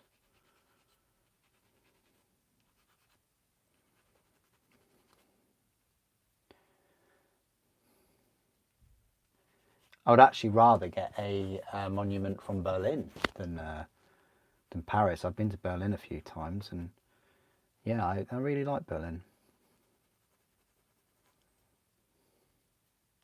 Even Madrid. I've been to Madrid. I probably like a few things from there.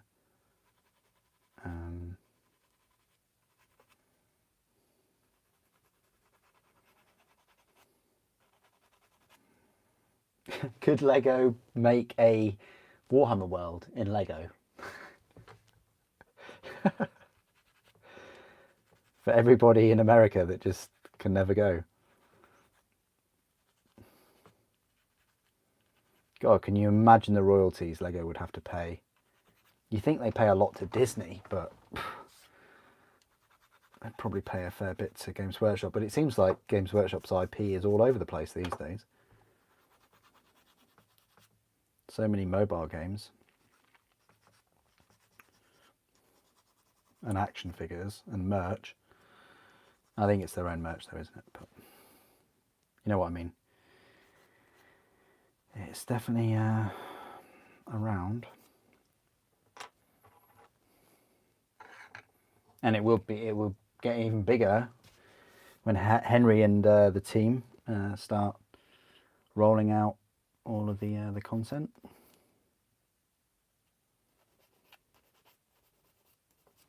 Probably.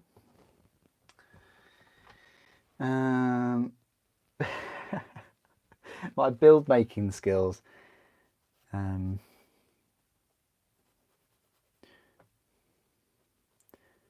One of the nicest compliments I've received about build making skills is somebody's gone away and they've come back, and then I've built something, you know,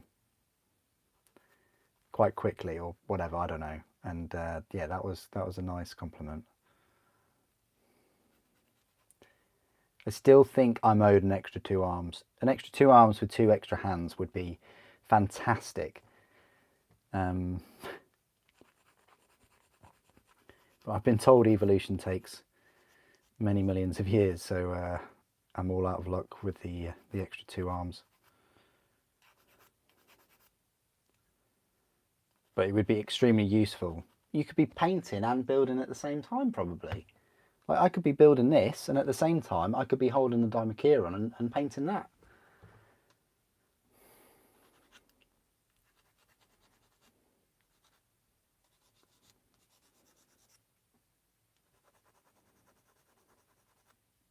Would you need a bigger heart though? Would you need to be bigger? Would you need to have more lung capacity? I mean, you know, having an extra 2 limbs.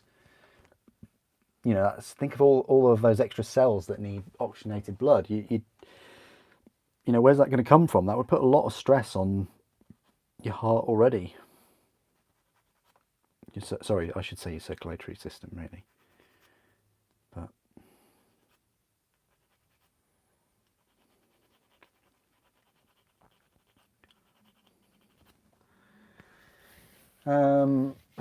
Siege might be listening. This is very true. This is very true. I don't know what Chaos God I'd probably go. Yeah, it'd probably be Slaanesh actually. Not Tzeentch. Probably be Slaanesh. If I was to succumb to any Chaos God, yeah, it'd be Slaanesh. Although Khorne, I do find myself a little bit angry now and again, so maybe Khorne would also suit my personality.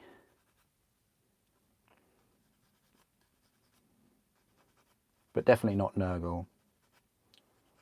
And maybe not Tzeentch. Yeah, it would probably be Slaanesh out of all of them.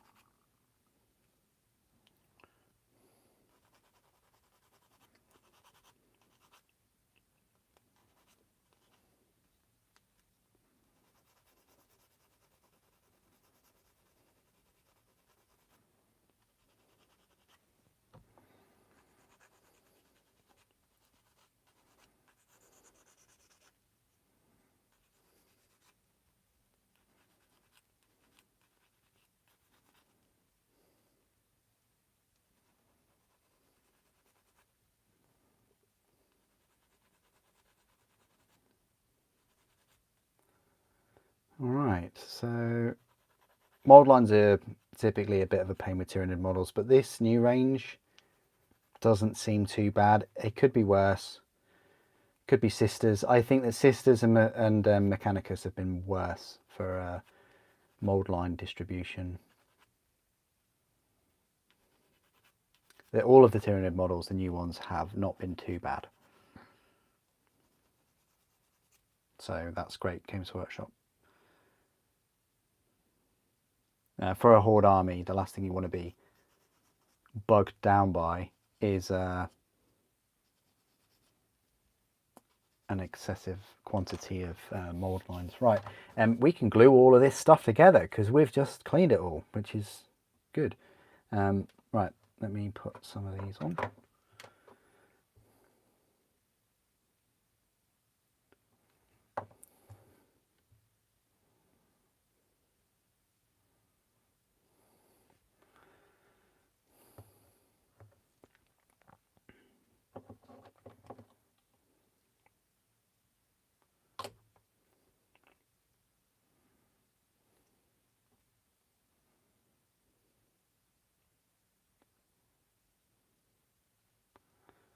Seems to be going in a bit easier the second time.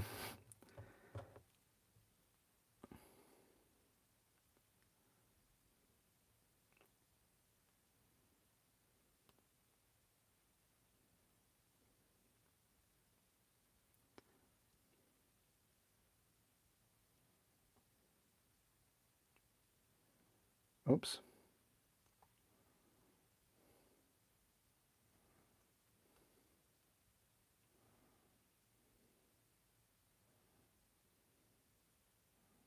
There we go, that's better.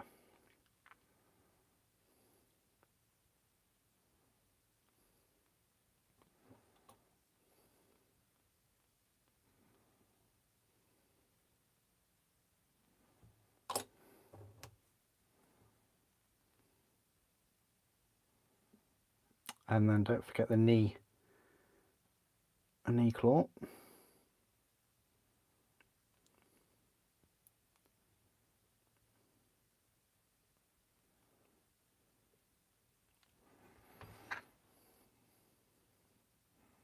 Yeah, I'm not sure about these knee claws.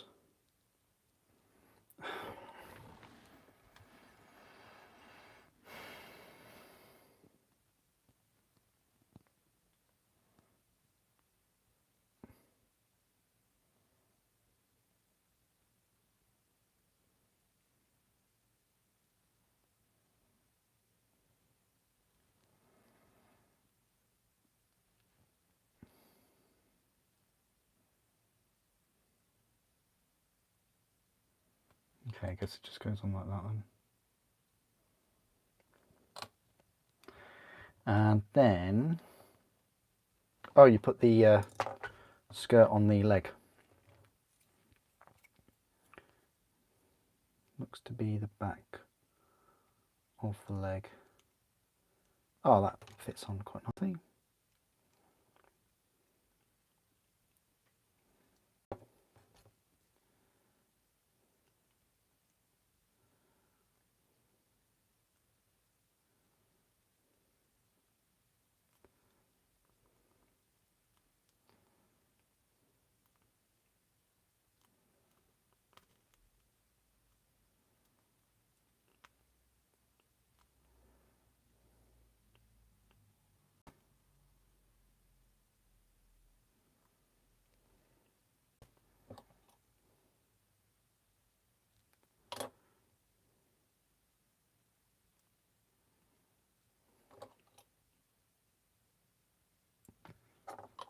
Right, so that's that sort of done.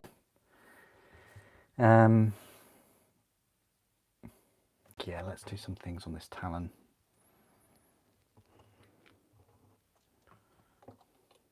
Lots of extra sort of little claws about. I would say, yeah, be very thorough in gluing them in, because it'd be such a shame if you were like transporting this and things and then one kind of claw broke off or something. That would be, yeah, not ideal.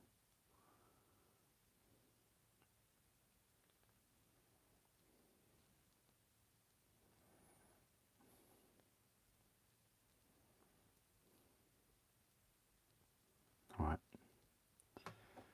go for that. Oh, sorry guys, sorry for that. Thank you, my bad. Cheers. No worries, Sampler. Thank you. See you later. Sorry about that. I'll put the charger in. Should have looked at that. Yeah, I know. I fixed it. Thanks, mate. Oh, let me just put the charger in. Change the sound of my voice as well.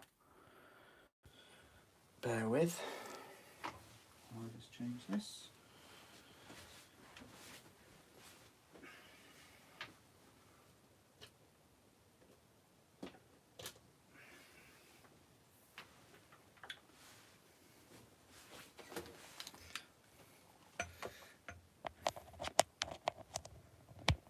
I am appeasing the machine god right now. There we go.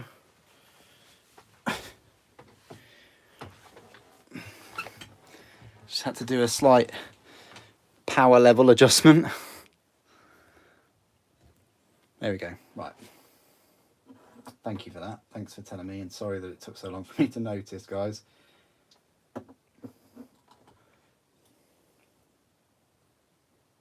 Where I see your messages is sort of off camera, off to the side. So it's not in my sort of immediate field of view. So that's why it took so long for me to read your messages.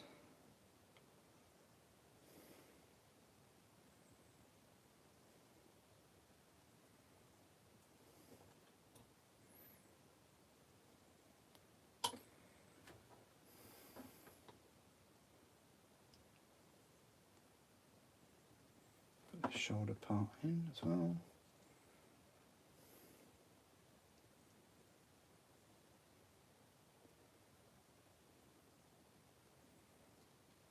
Probably should have dry fitted that, but we got there. Right, and then this leg and the other part of the skirt. Ooh.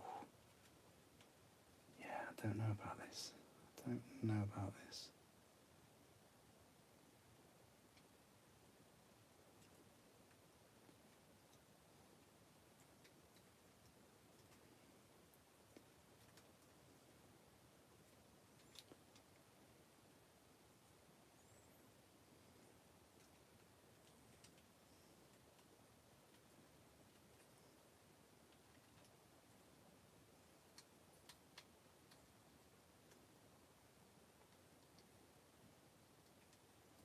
Okay, see where we're going with this now.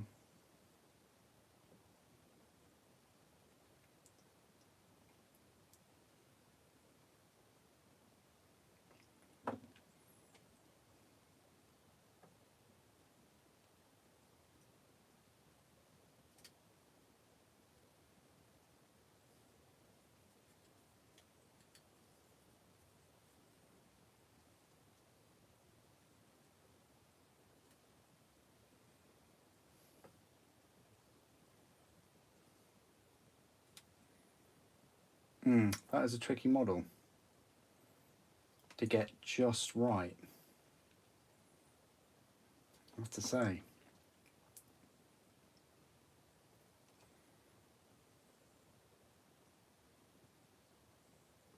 It's trickier than the Lictor.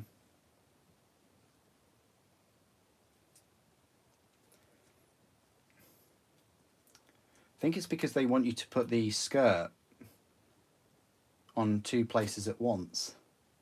Even 3. 1, well, yeah, 1, 2, technically 3.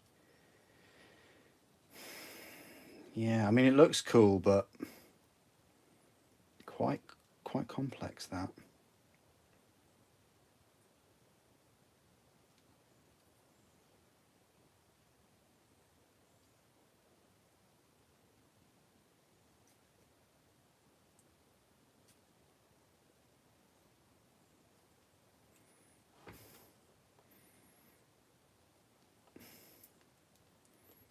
Not sure how I like this doesn't line up either.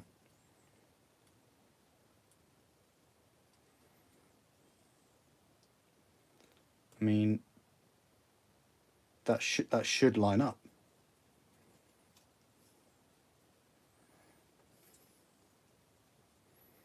But I just know that I'm going to rip one of these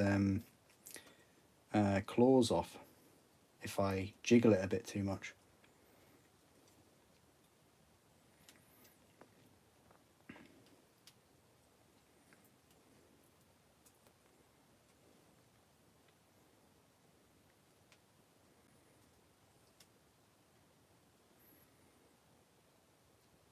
I mean, I can minimize the gaps with green stuff, but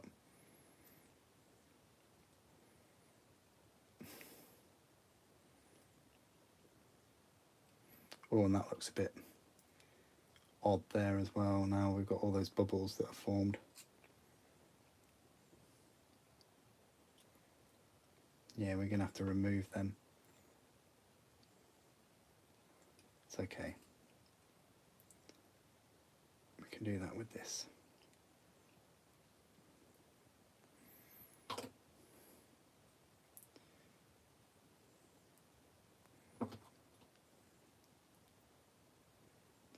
Yeah, I'd say a bit of green stuff in there. Also, probably best not even gluing that area and just painting this skirt first, I think. And then gluing all of that once you're done, because it's going to be hard to get to that fleshy colour, the dark sort of crimson, whatever colour it is, I don't know, Ron Burgundy. So this talent goes right at the top.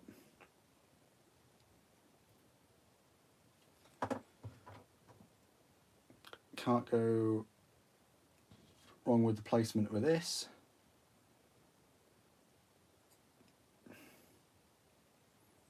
It goes right at the top, like a high five. Hi guys, for this Deathleaper. And the other Talon,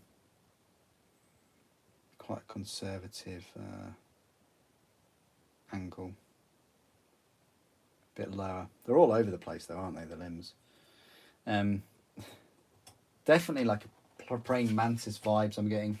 All right, we're getting there. We've got the back, just the back carapace thing to put on.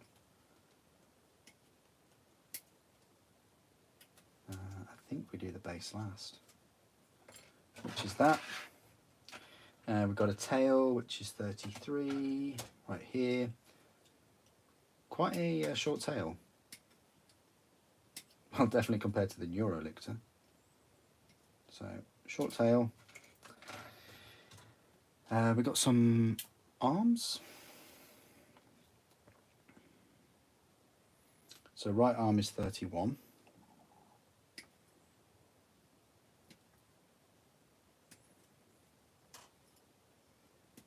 Yep. And sorry, it's left arm, my right arm. It's left, my right. 29 and 30 will be its right arm. And then we've got the sort of head, neck, bone structure, along with this very interesting piece, a little bit like a spore mine. So those two. We might as well get some of the scenic base off, and that's these two sprues done. So 3 sprues.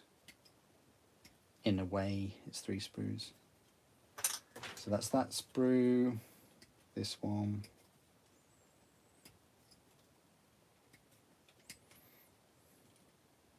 I mean, I plan on finishing at 11 o'clock. That's the plan. 37 and 36. Okay, so that's these, so it's its head.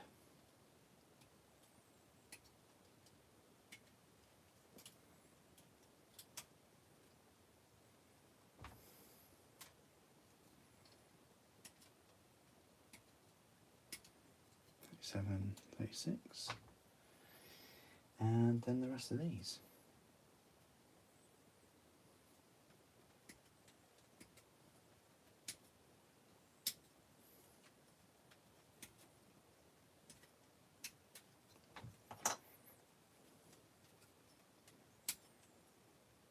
Forty, 41, and 39 and 38.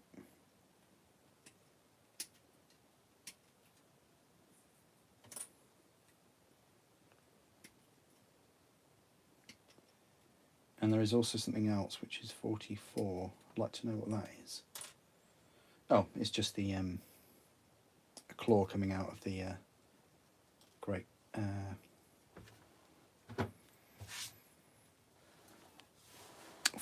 well, flooring, yeah.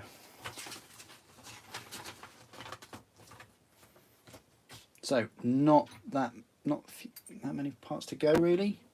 10 or so.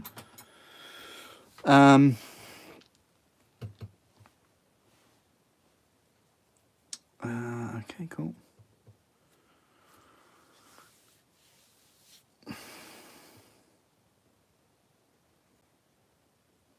Good. Yeah, Dawn of War 2 intro, yeah.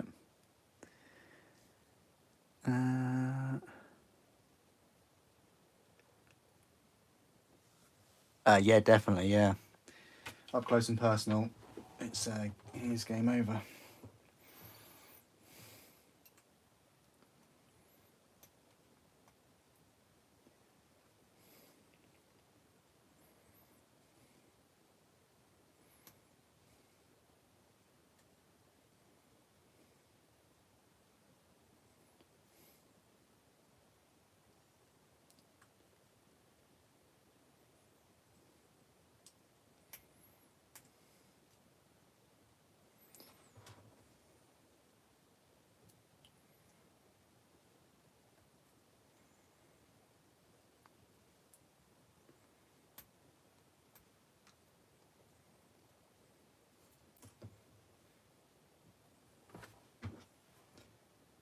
Yeah, so I'll do another live stream, and it's most likely going to be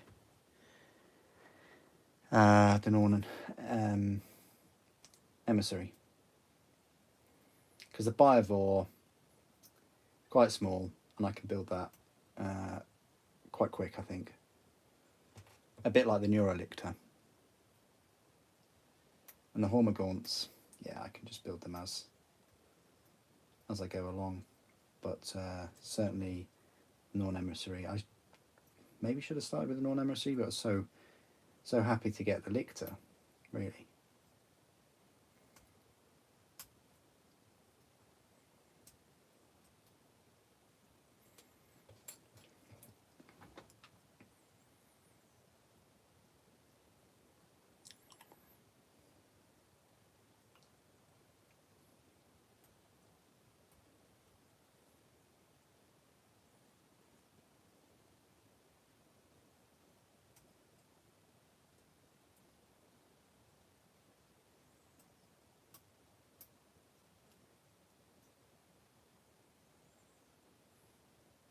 Okay.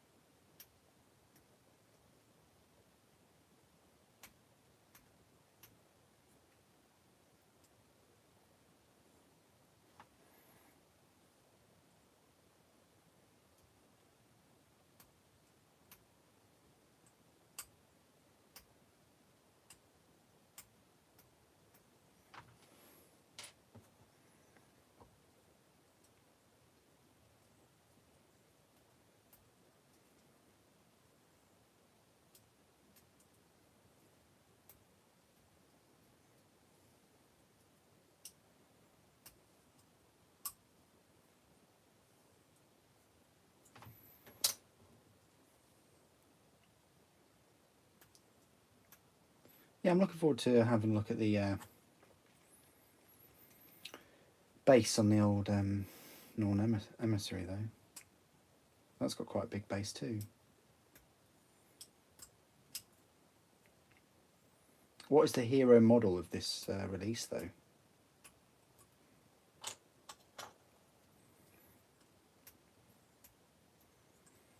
I mean, for Necrons, I think it was the Silent King. As much as I like the monolith, they really messed up the rules.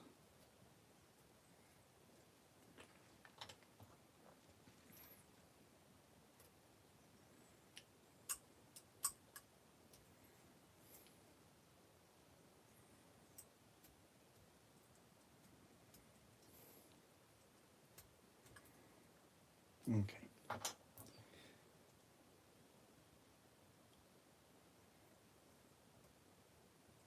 Is it Deathleaper? Is it Norn Emissary?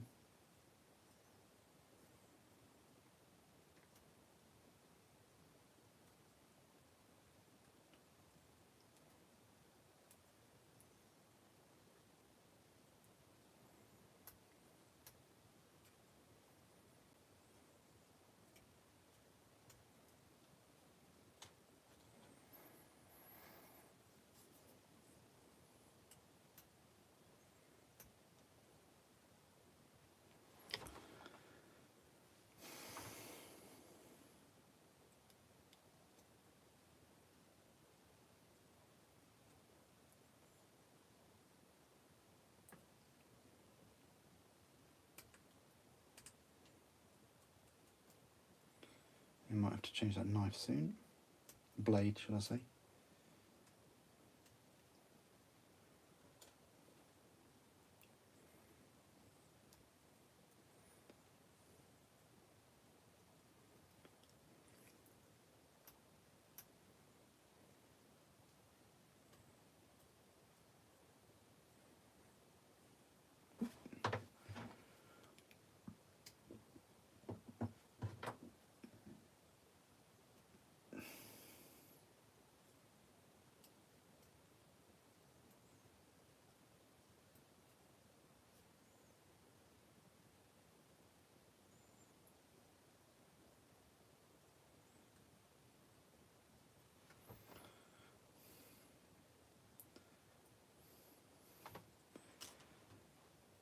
And there we go. So we can start filing this down.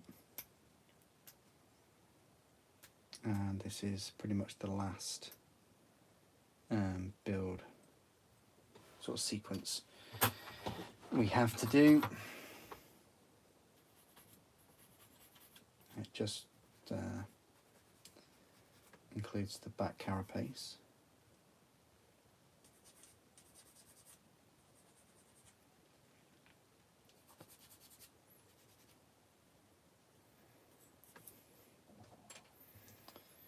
The tail. It's quite a small tail, as I've said.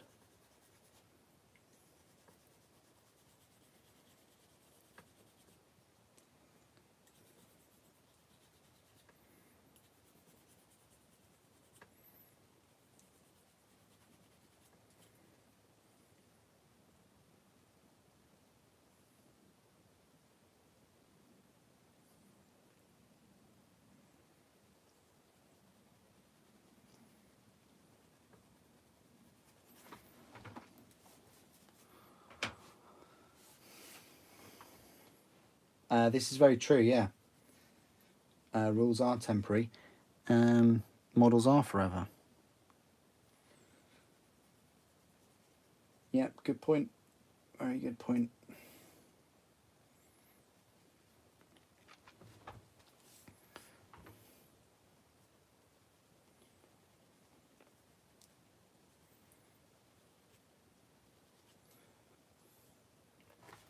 Rules can be forever too.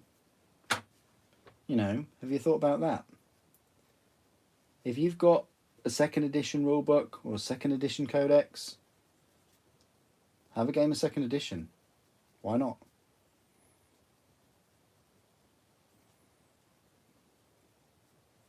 You know, it's not like your codexes and rulebooks disintegrate.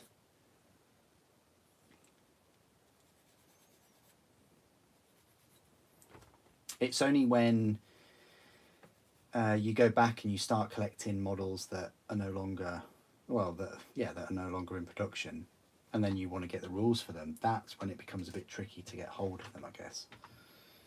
The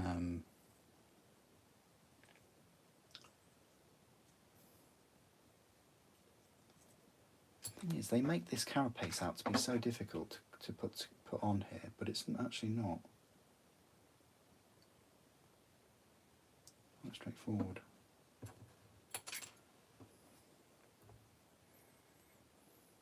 Yeah, why would you play second edition though? What you know? So, when was second edition? Second edition was before I was a kid. So, yeah, if you're searching for second edition over 30 years ago, I do question why. You can easily play with 3rd, 4th, 5th, 6th, 7th.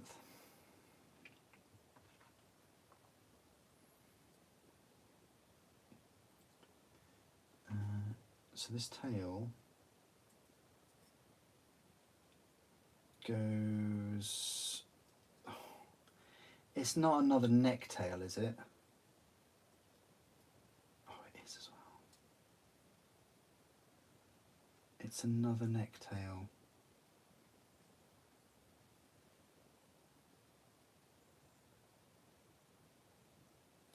What is it with all these lictors with neck tails? Or head tails? They love it, don't they?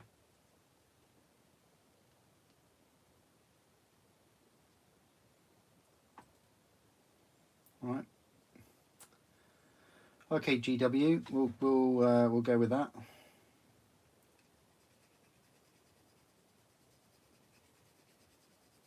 It's fine.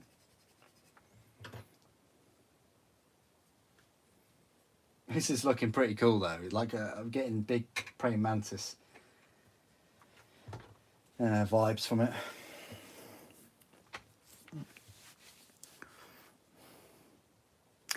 Oh, you're welcome. No worries. See you again, Lynx. Thanks for joining.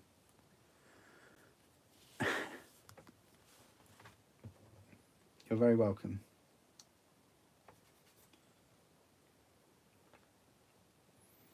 I'll be back with the Norn emissary. Yeah, but I don't think I'll build that in one night.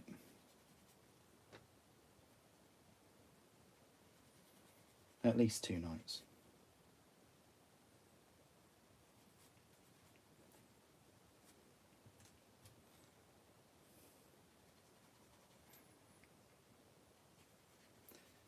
Yeah, I plan to finish this stream about 11 o'clock. Hope that I've timed it well.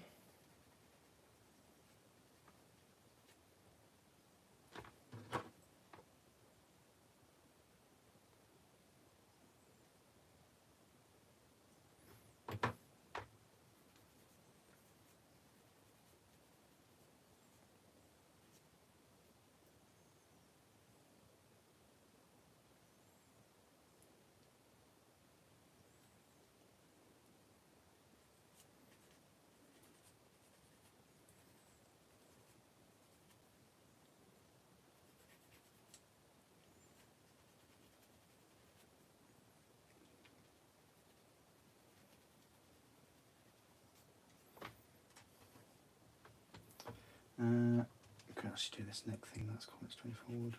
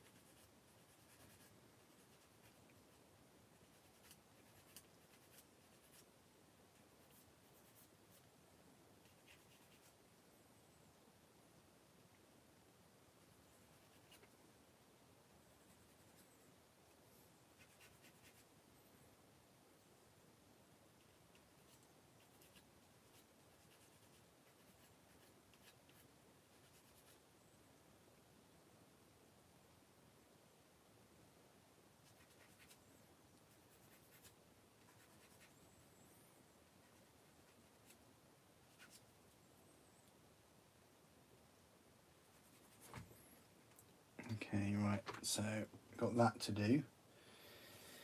And then the base.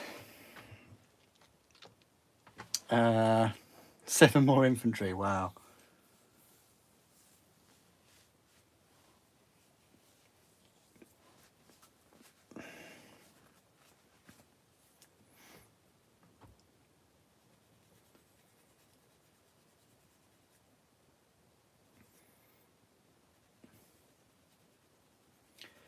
Yeah, I will be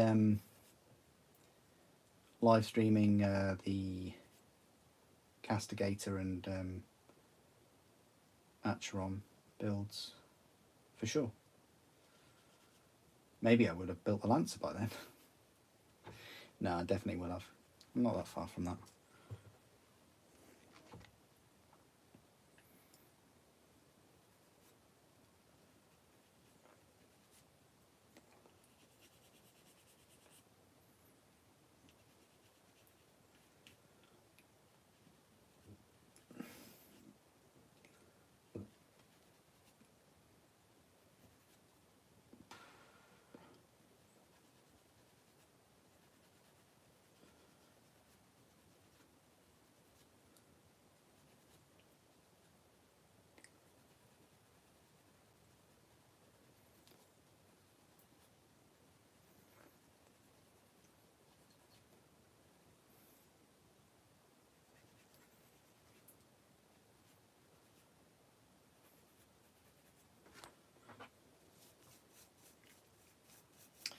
Good, that sounds like good progress, Craig. It's good to hear.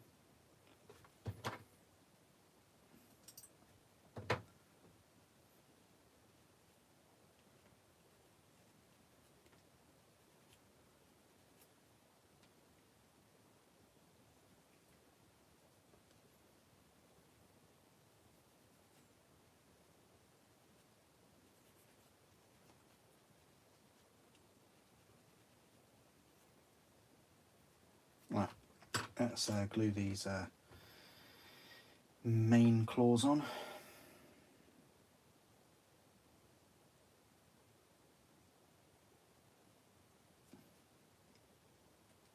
He says. Should really learn to remember even to put the top on my glue a lot more than I do.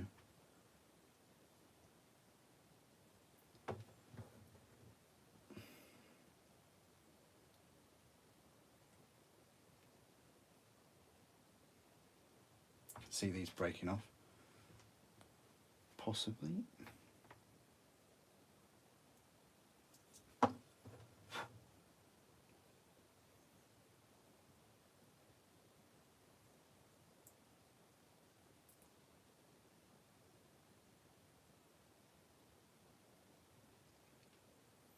They look very cool though. I do like the look of those claws.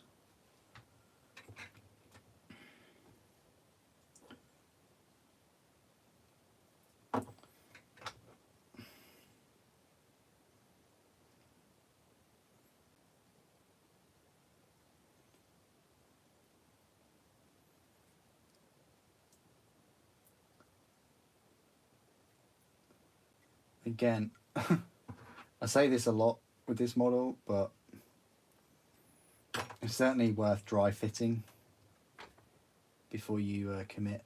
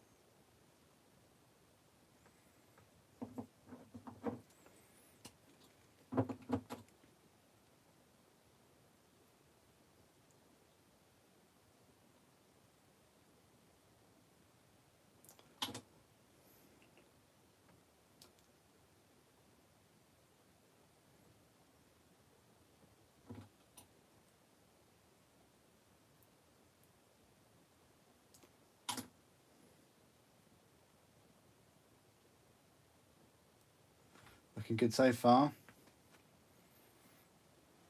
Just got three more pieces of the actual Deathleaper to prepare and put on, and that's just the head, and then we've got a little bit of the scenic base. So we're close, guys. The big nid at the back, this one is a boglin. Yeah.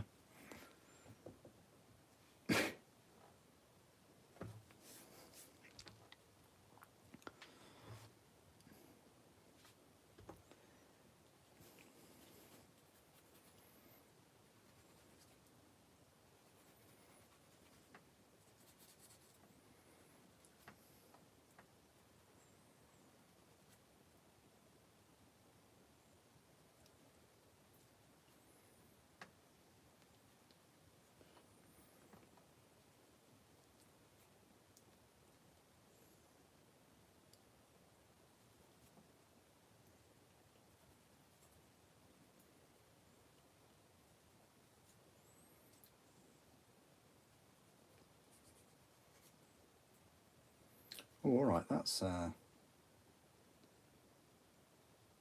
very, very quite straightforward to clean, that one. I thought these would be terrible to clean.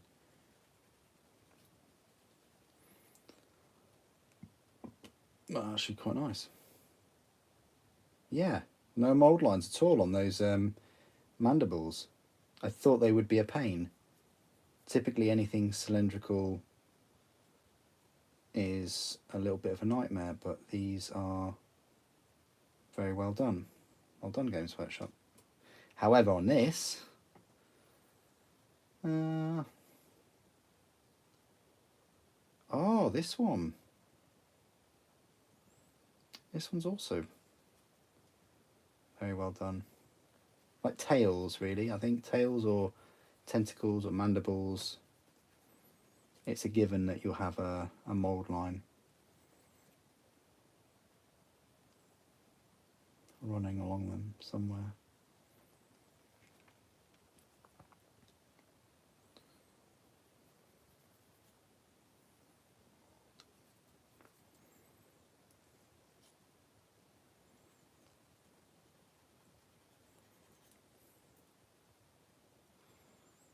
Okay, right, that's that done. So now we can... I actually want you to put this on first. Just sits in there, I think. Ooh, nearly.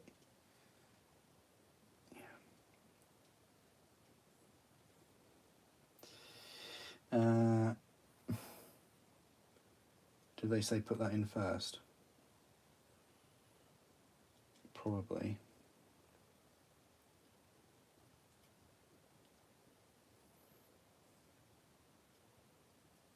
I think you do put that in first.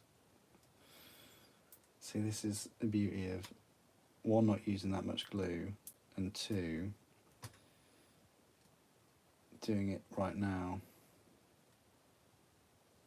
Well, I don't know.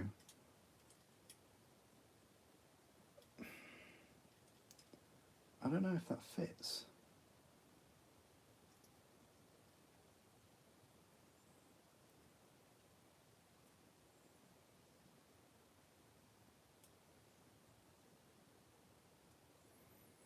I don't know. I'm a bit baffled with this. They say that goes on to there. So it should go there. All right.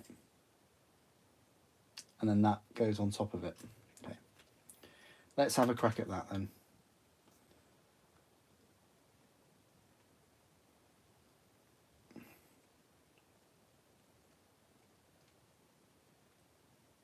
Right, let's see if we can put that there. Oh, here we go.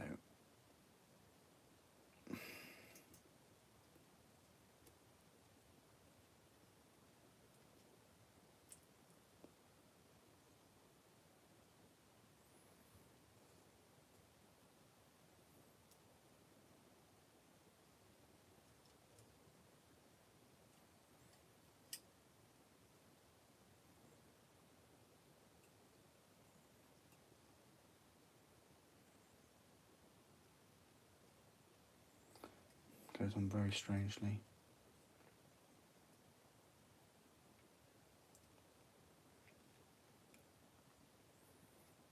I'm not a massive fan of how those two pieces interact with each other. I'll tell you that right now. We did it, but... Right, one, so you put this piece on first, and then two. Okay. Let's just go for it, Cass. Let's just go for it. Okay. Right, one.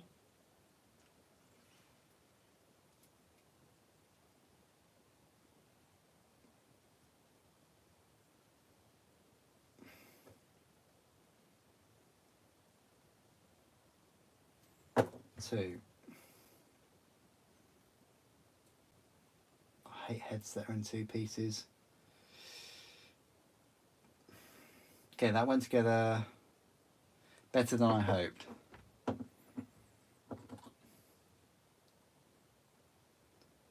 But I'd rather a head be in one piece.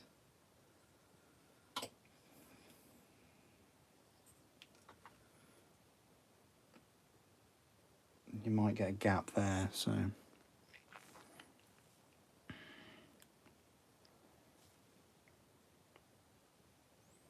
Can I have a Deathleaper in my kill team, please? Okay, that's the Deathleaper done. In a way. Don't mess it up, super. Don't mess it up. All right, yeah. It's quite a cool model.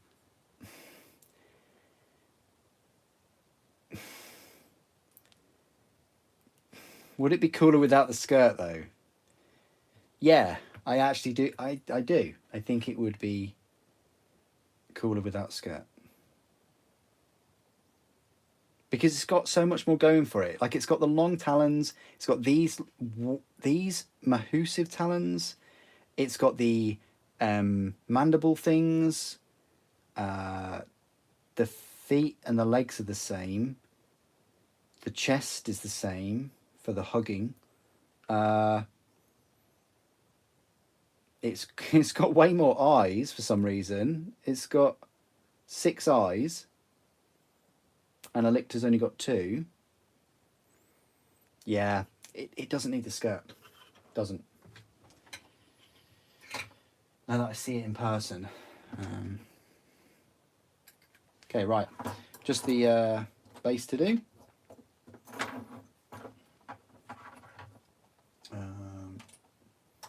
Stick with this piece. These should be quite straightforward because these are just flat pieces for the most part.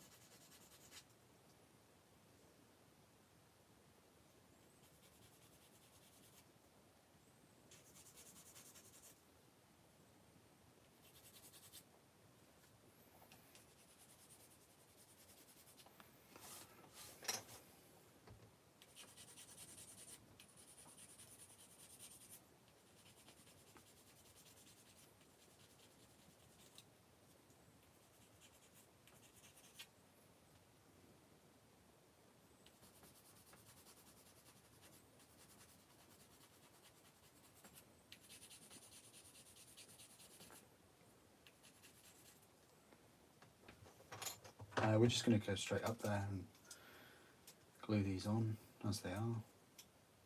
Why not?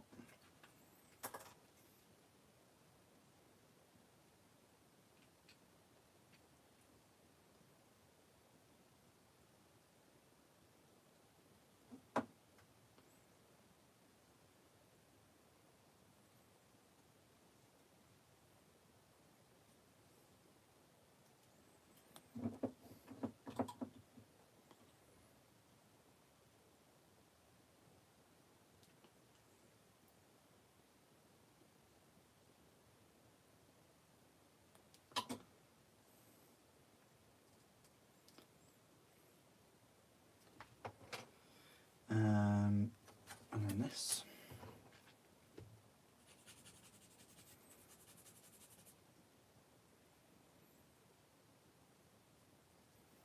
Be interesting to see how this base works, though.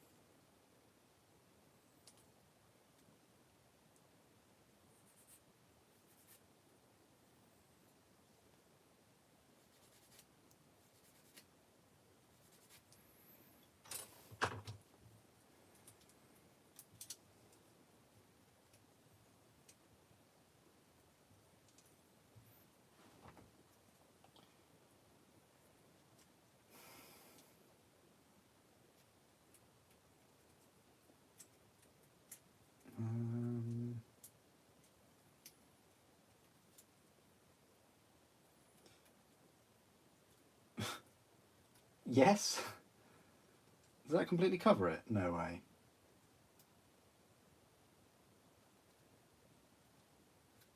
Oh, it does. So it does.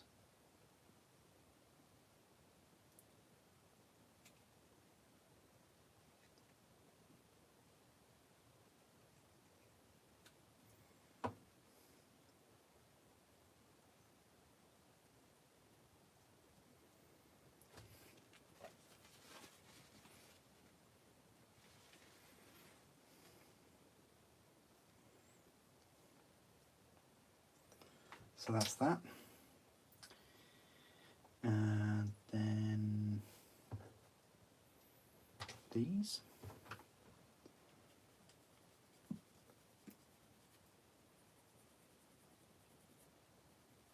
These pipe outlets, I think now.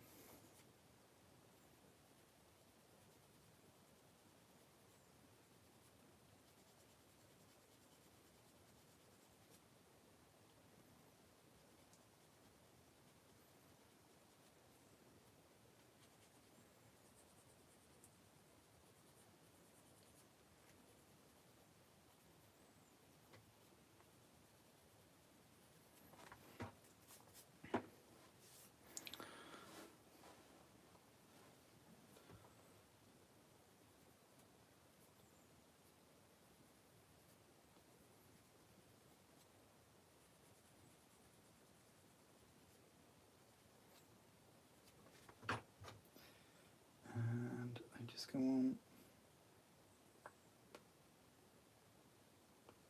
I don't know, like that.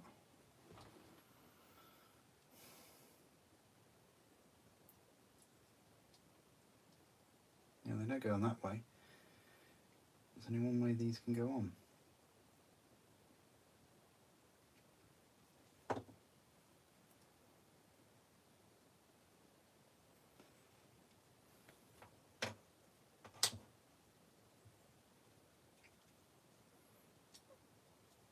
That's crazy. Okay.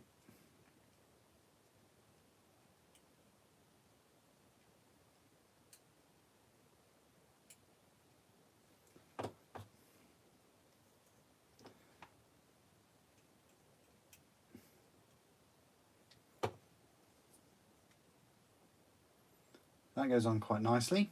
Those two, I was connecting piece. And then we've just got this grate and this Tyranid claw or whatever it is. I don't know.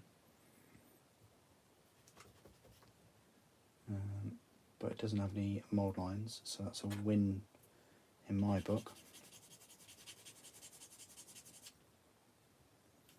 Oh.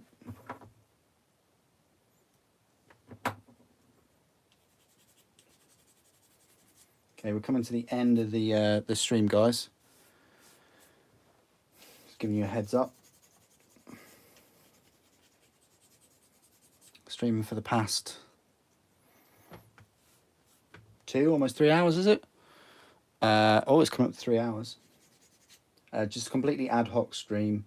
I won't be streaming tomorrow night. I'm doing something. But I most likely will be back Wednesday with the Norn Emissary. So hopefully you'll join me for that.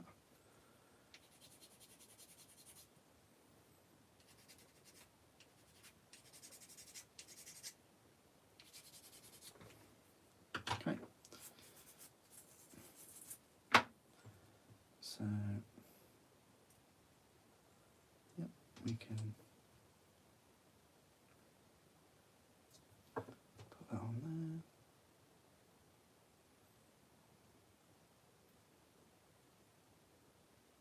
I like that. I like that kind of claw coming up through the grate.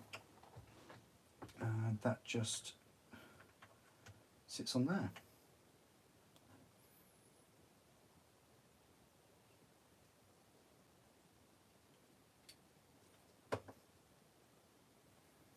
And there are spots for that to go on. Now, I don't know whether I will glue this on.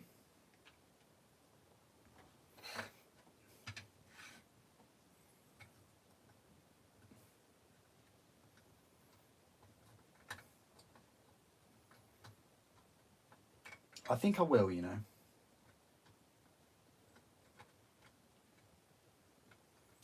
Where does his other foot land? There. So that needs to go there.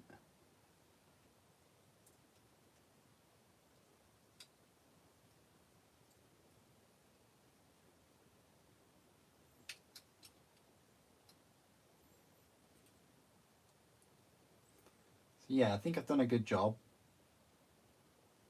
He doesn't sort of stay on very securely. We will glue him on though.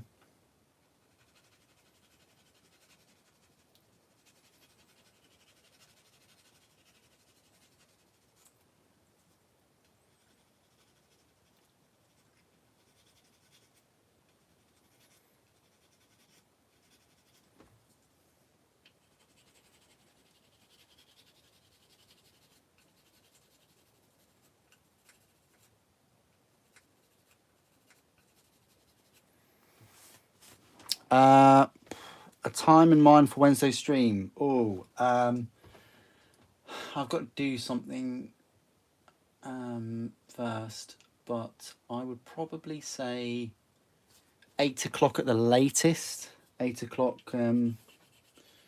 GMT at the latest.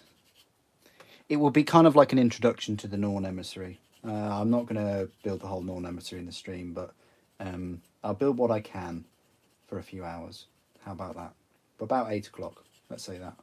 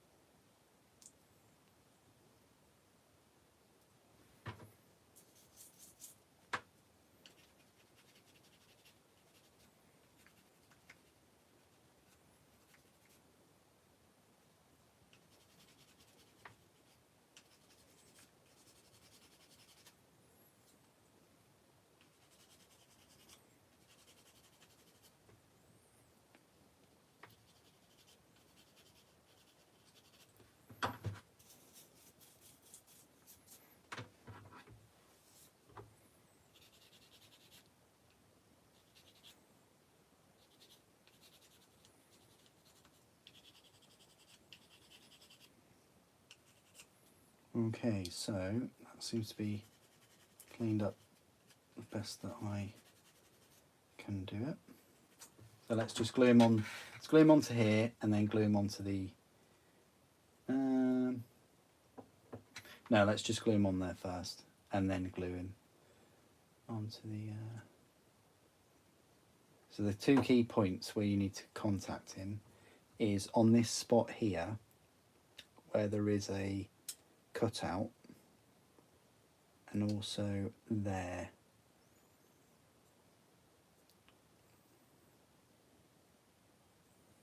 God, he does like to rock on there though, doesn't he?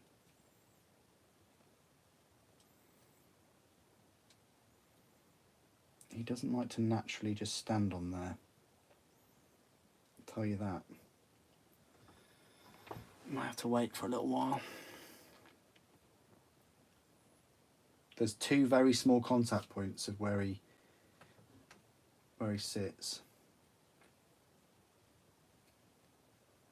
Well, I mean, you could actually glue him on his foot there.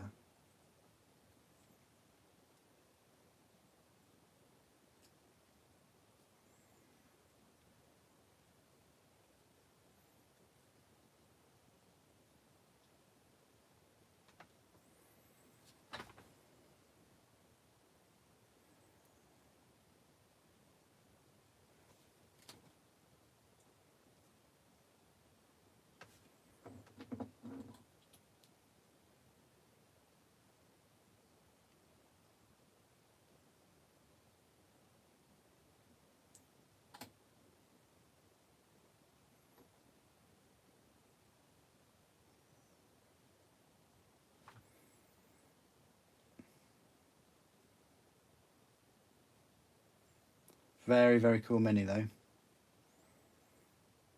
In terms of difficulty, yeah, more difficult than the Lictor by far. I think the Neurolictor is more difficult than the Lictor, and then this Deathleaper is the most difficult one so far out of all the new Tyranids. I think he is going to be the most difficult out of all the new Tyranids, more than the Emissary. Yeah, no, I totally agree. It's fantastic. Mini. Still hold by with what I say about the skirt though. It's not needed. I don't think it's needed for the base either. I think it would still look fine on this base without the skirt.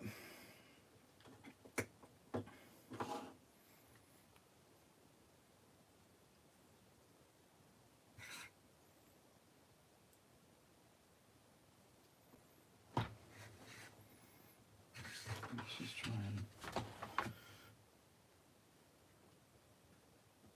center him a little bit. Yeah, that's as centered as I can get for him. More of a display piece than an actual usable model, I think. A usable unit. Gorgeous though.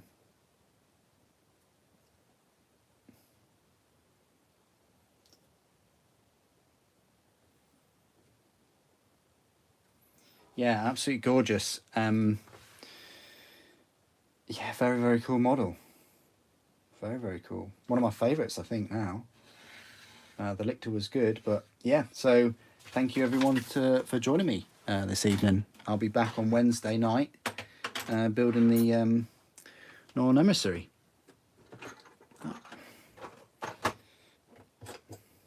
But yeah, stay tuned for more Tyranid unboxings as the week goes on, and the line review on Friday. What do you guys think? Just give you a bit of a close up, because I've been sort of building him from afar. Oh, you're very welcome. Thank you, Maxim. Thanks, Kriegsman. Thanks everyone. Thanks everyone for all your comments and your questions. You know, every model I build is one step closer to a review or one step closer to painting. So I do appreciate it. Thank you for all your support as always. Thank you for joining me today. Thank you for watching. Sleep well or have a good day. The Emperor protects.